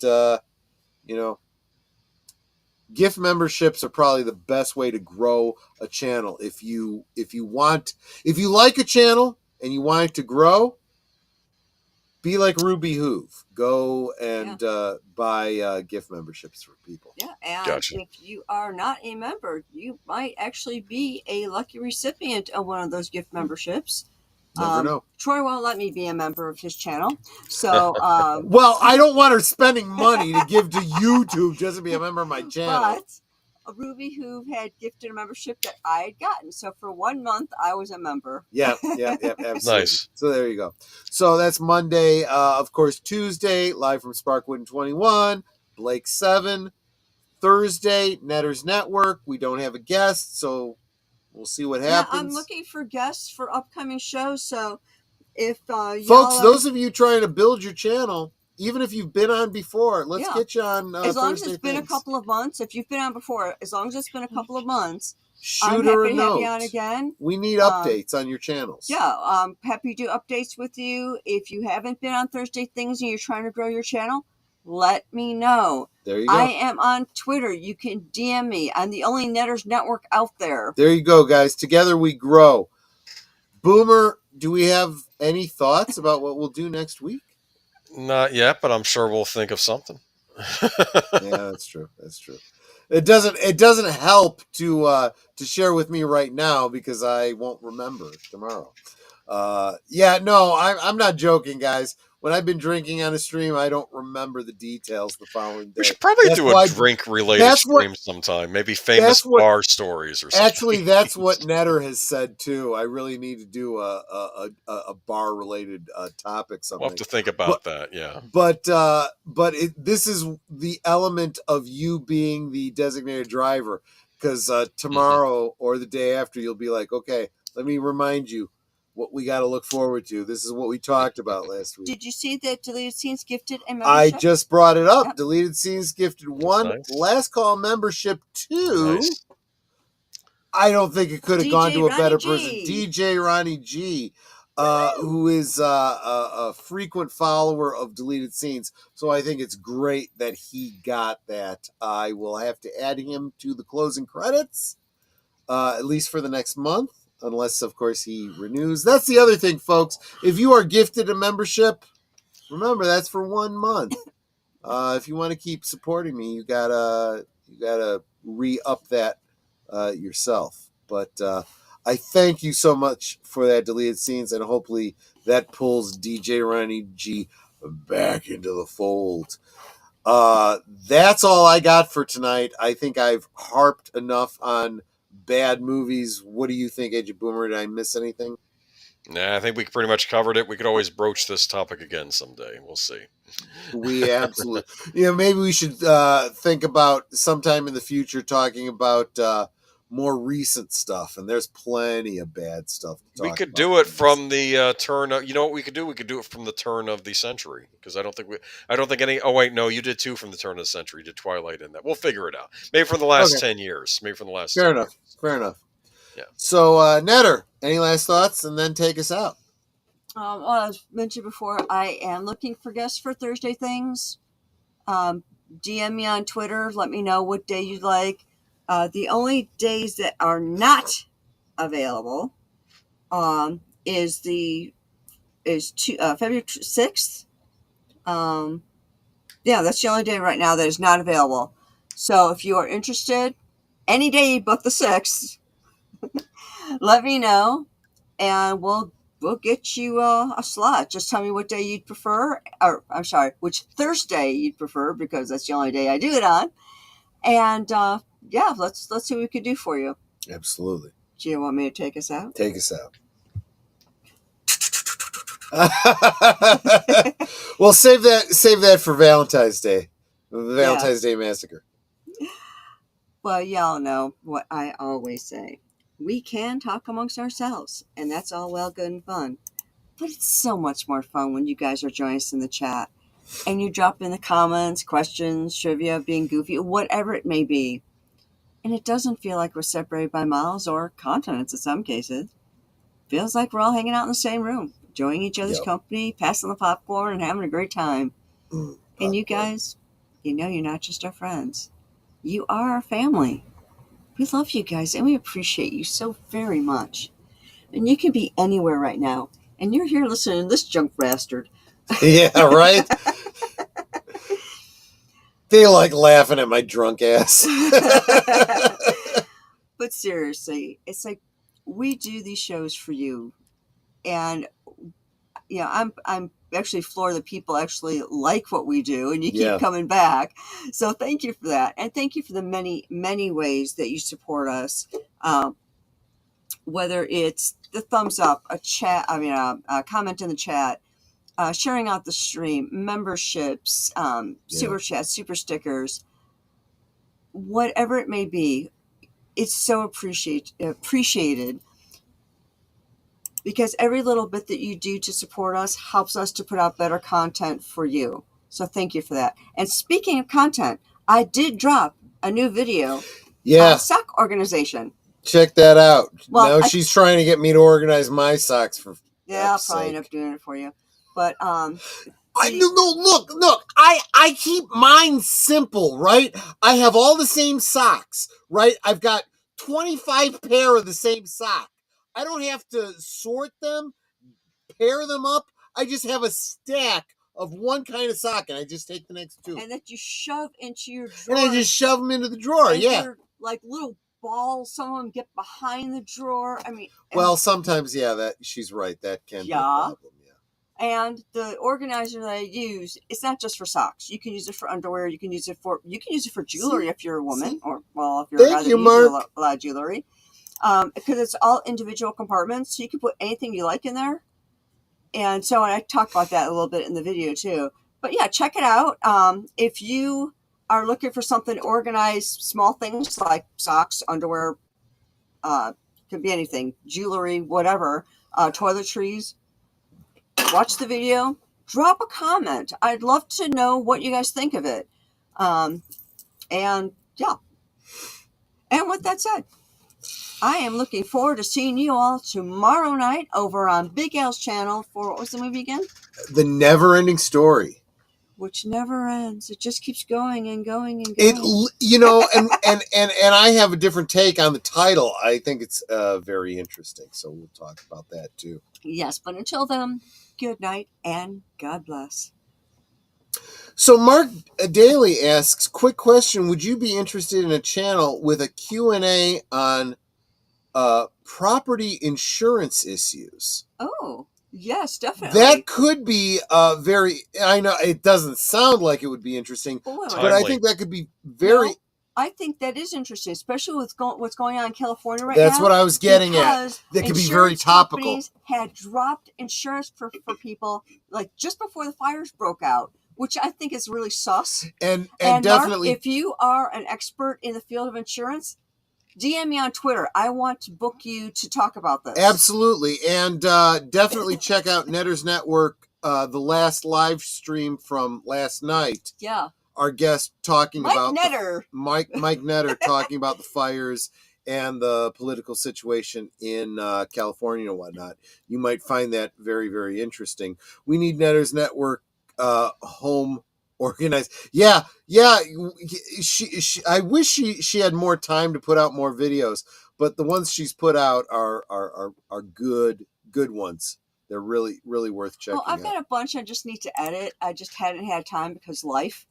But I'm trying to put aside at least one day a week so I can try and edit. Mark, even if you don't have content on your channel that you're trying to promote, I think it might be fun to get you on Thursday things. I'd love to talk with you. I used to work, I worked for an insurance company. I didn't work as a claims adjuster or anything like that, but I got to know a lot of the claims adjusters, and we probably have chewed some of the same ground that we could probably find some interesting middle ground on. So make sure you hook up with Netter and send her a DM. And let's see I just dropped my Twitter handle in the chat. Mark, DM me. Let's talk. I'd love to have you on. Absolutely. That'd be a lot of fun. I think it would be a good idea. And since we are property owners ourselves, it's going to be a good topic. Absolutely. So that is that. What is it? BJ always says, together we grow, right? Yep. You guys are just fabulous, helping us grow our channels, and we want to do the same for you. We want to make sure that your channels grow, assuming you have channels you want to grow. But I do think that even if you don't, sometimes getting you on just to talk about some of the things you got going on might actually be a whole lot of fun. Definitely worth it. So I want to thank all of you guys for everything that you do to support us. You guys are absolutely wonderful.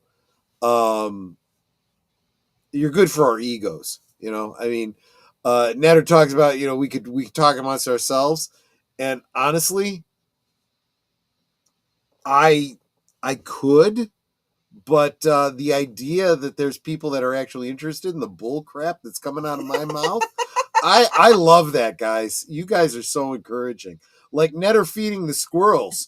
You keep supporting us. We'll keep coming back. Thank you guys so much. You guys take care, and we'll see you on the next one. Take care. Good night, ladies. Good night, sir. Hit it, sweetheart.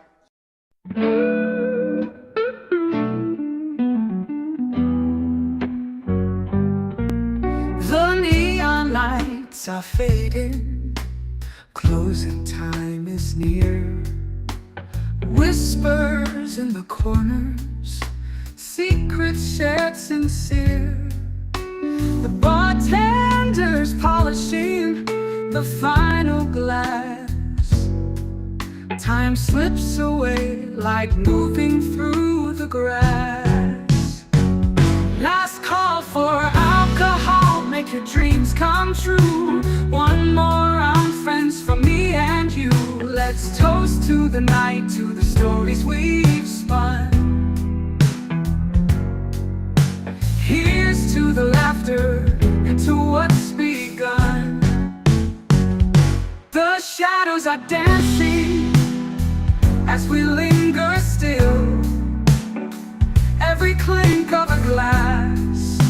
memory to distill. Beneath this smoky haze, our feelings they unfurl. A tapestry of whispers in this corner of the world.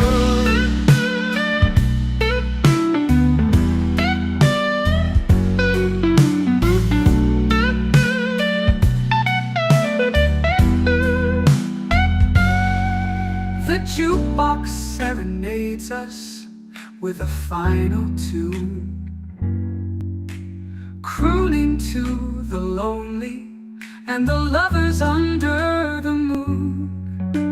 With every soft note, the end draws ever near. But in this fleeting moment, there's nothing to fear. Last call for alcohol, make your dreams come true.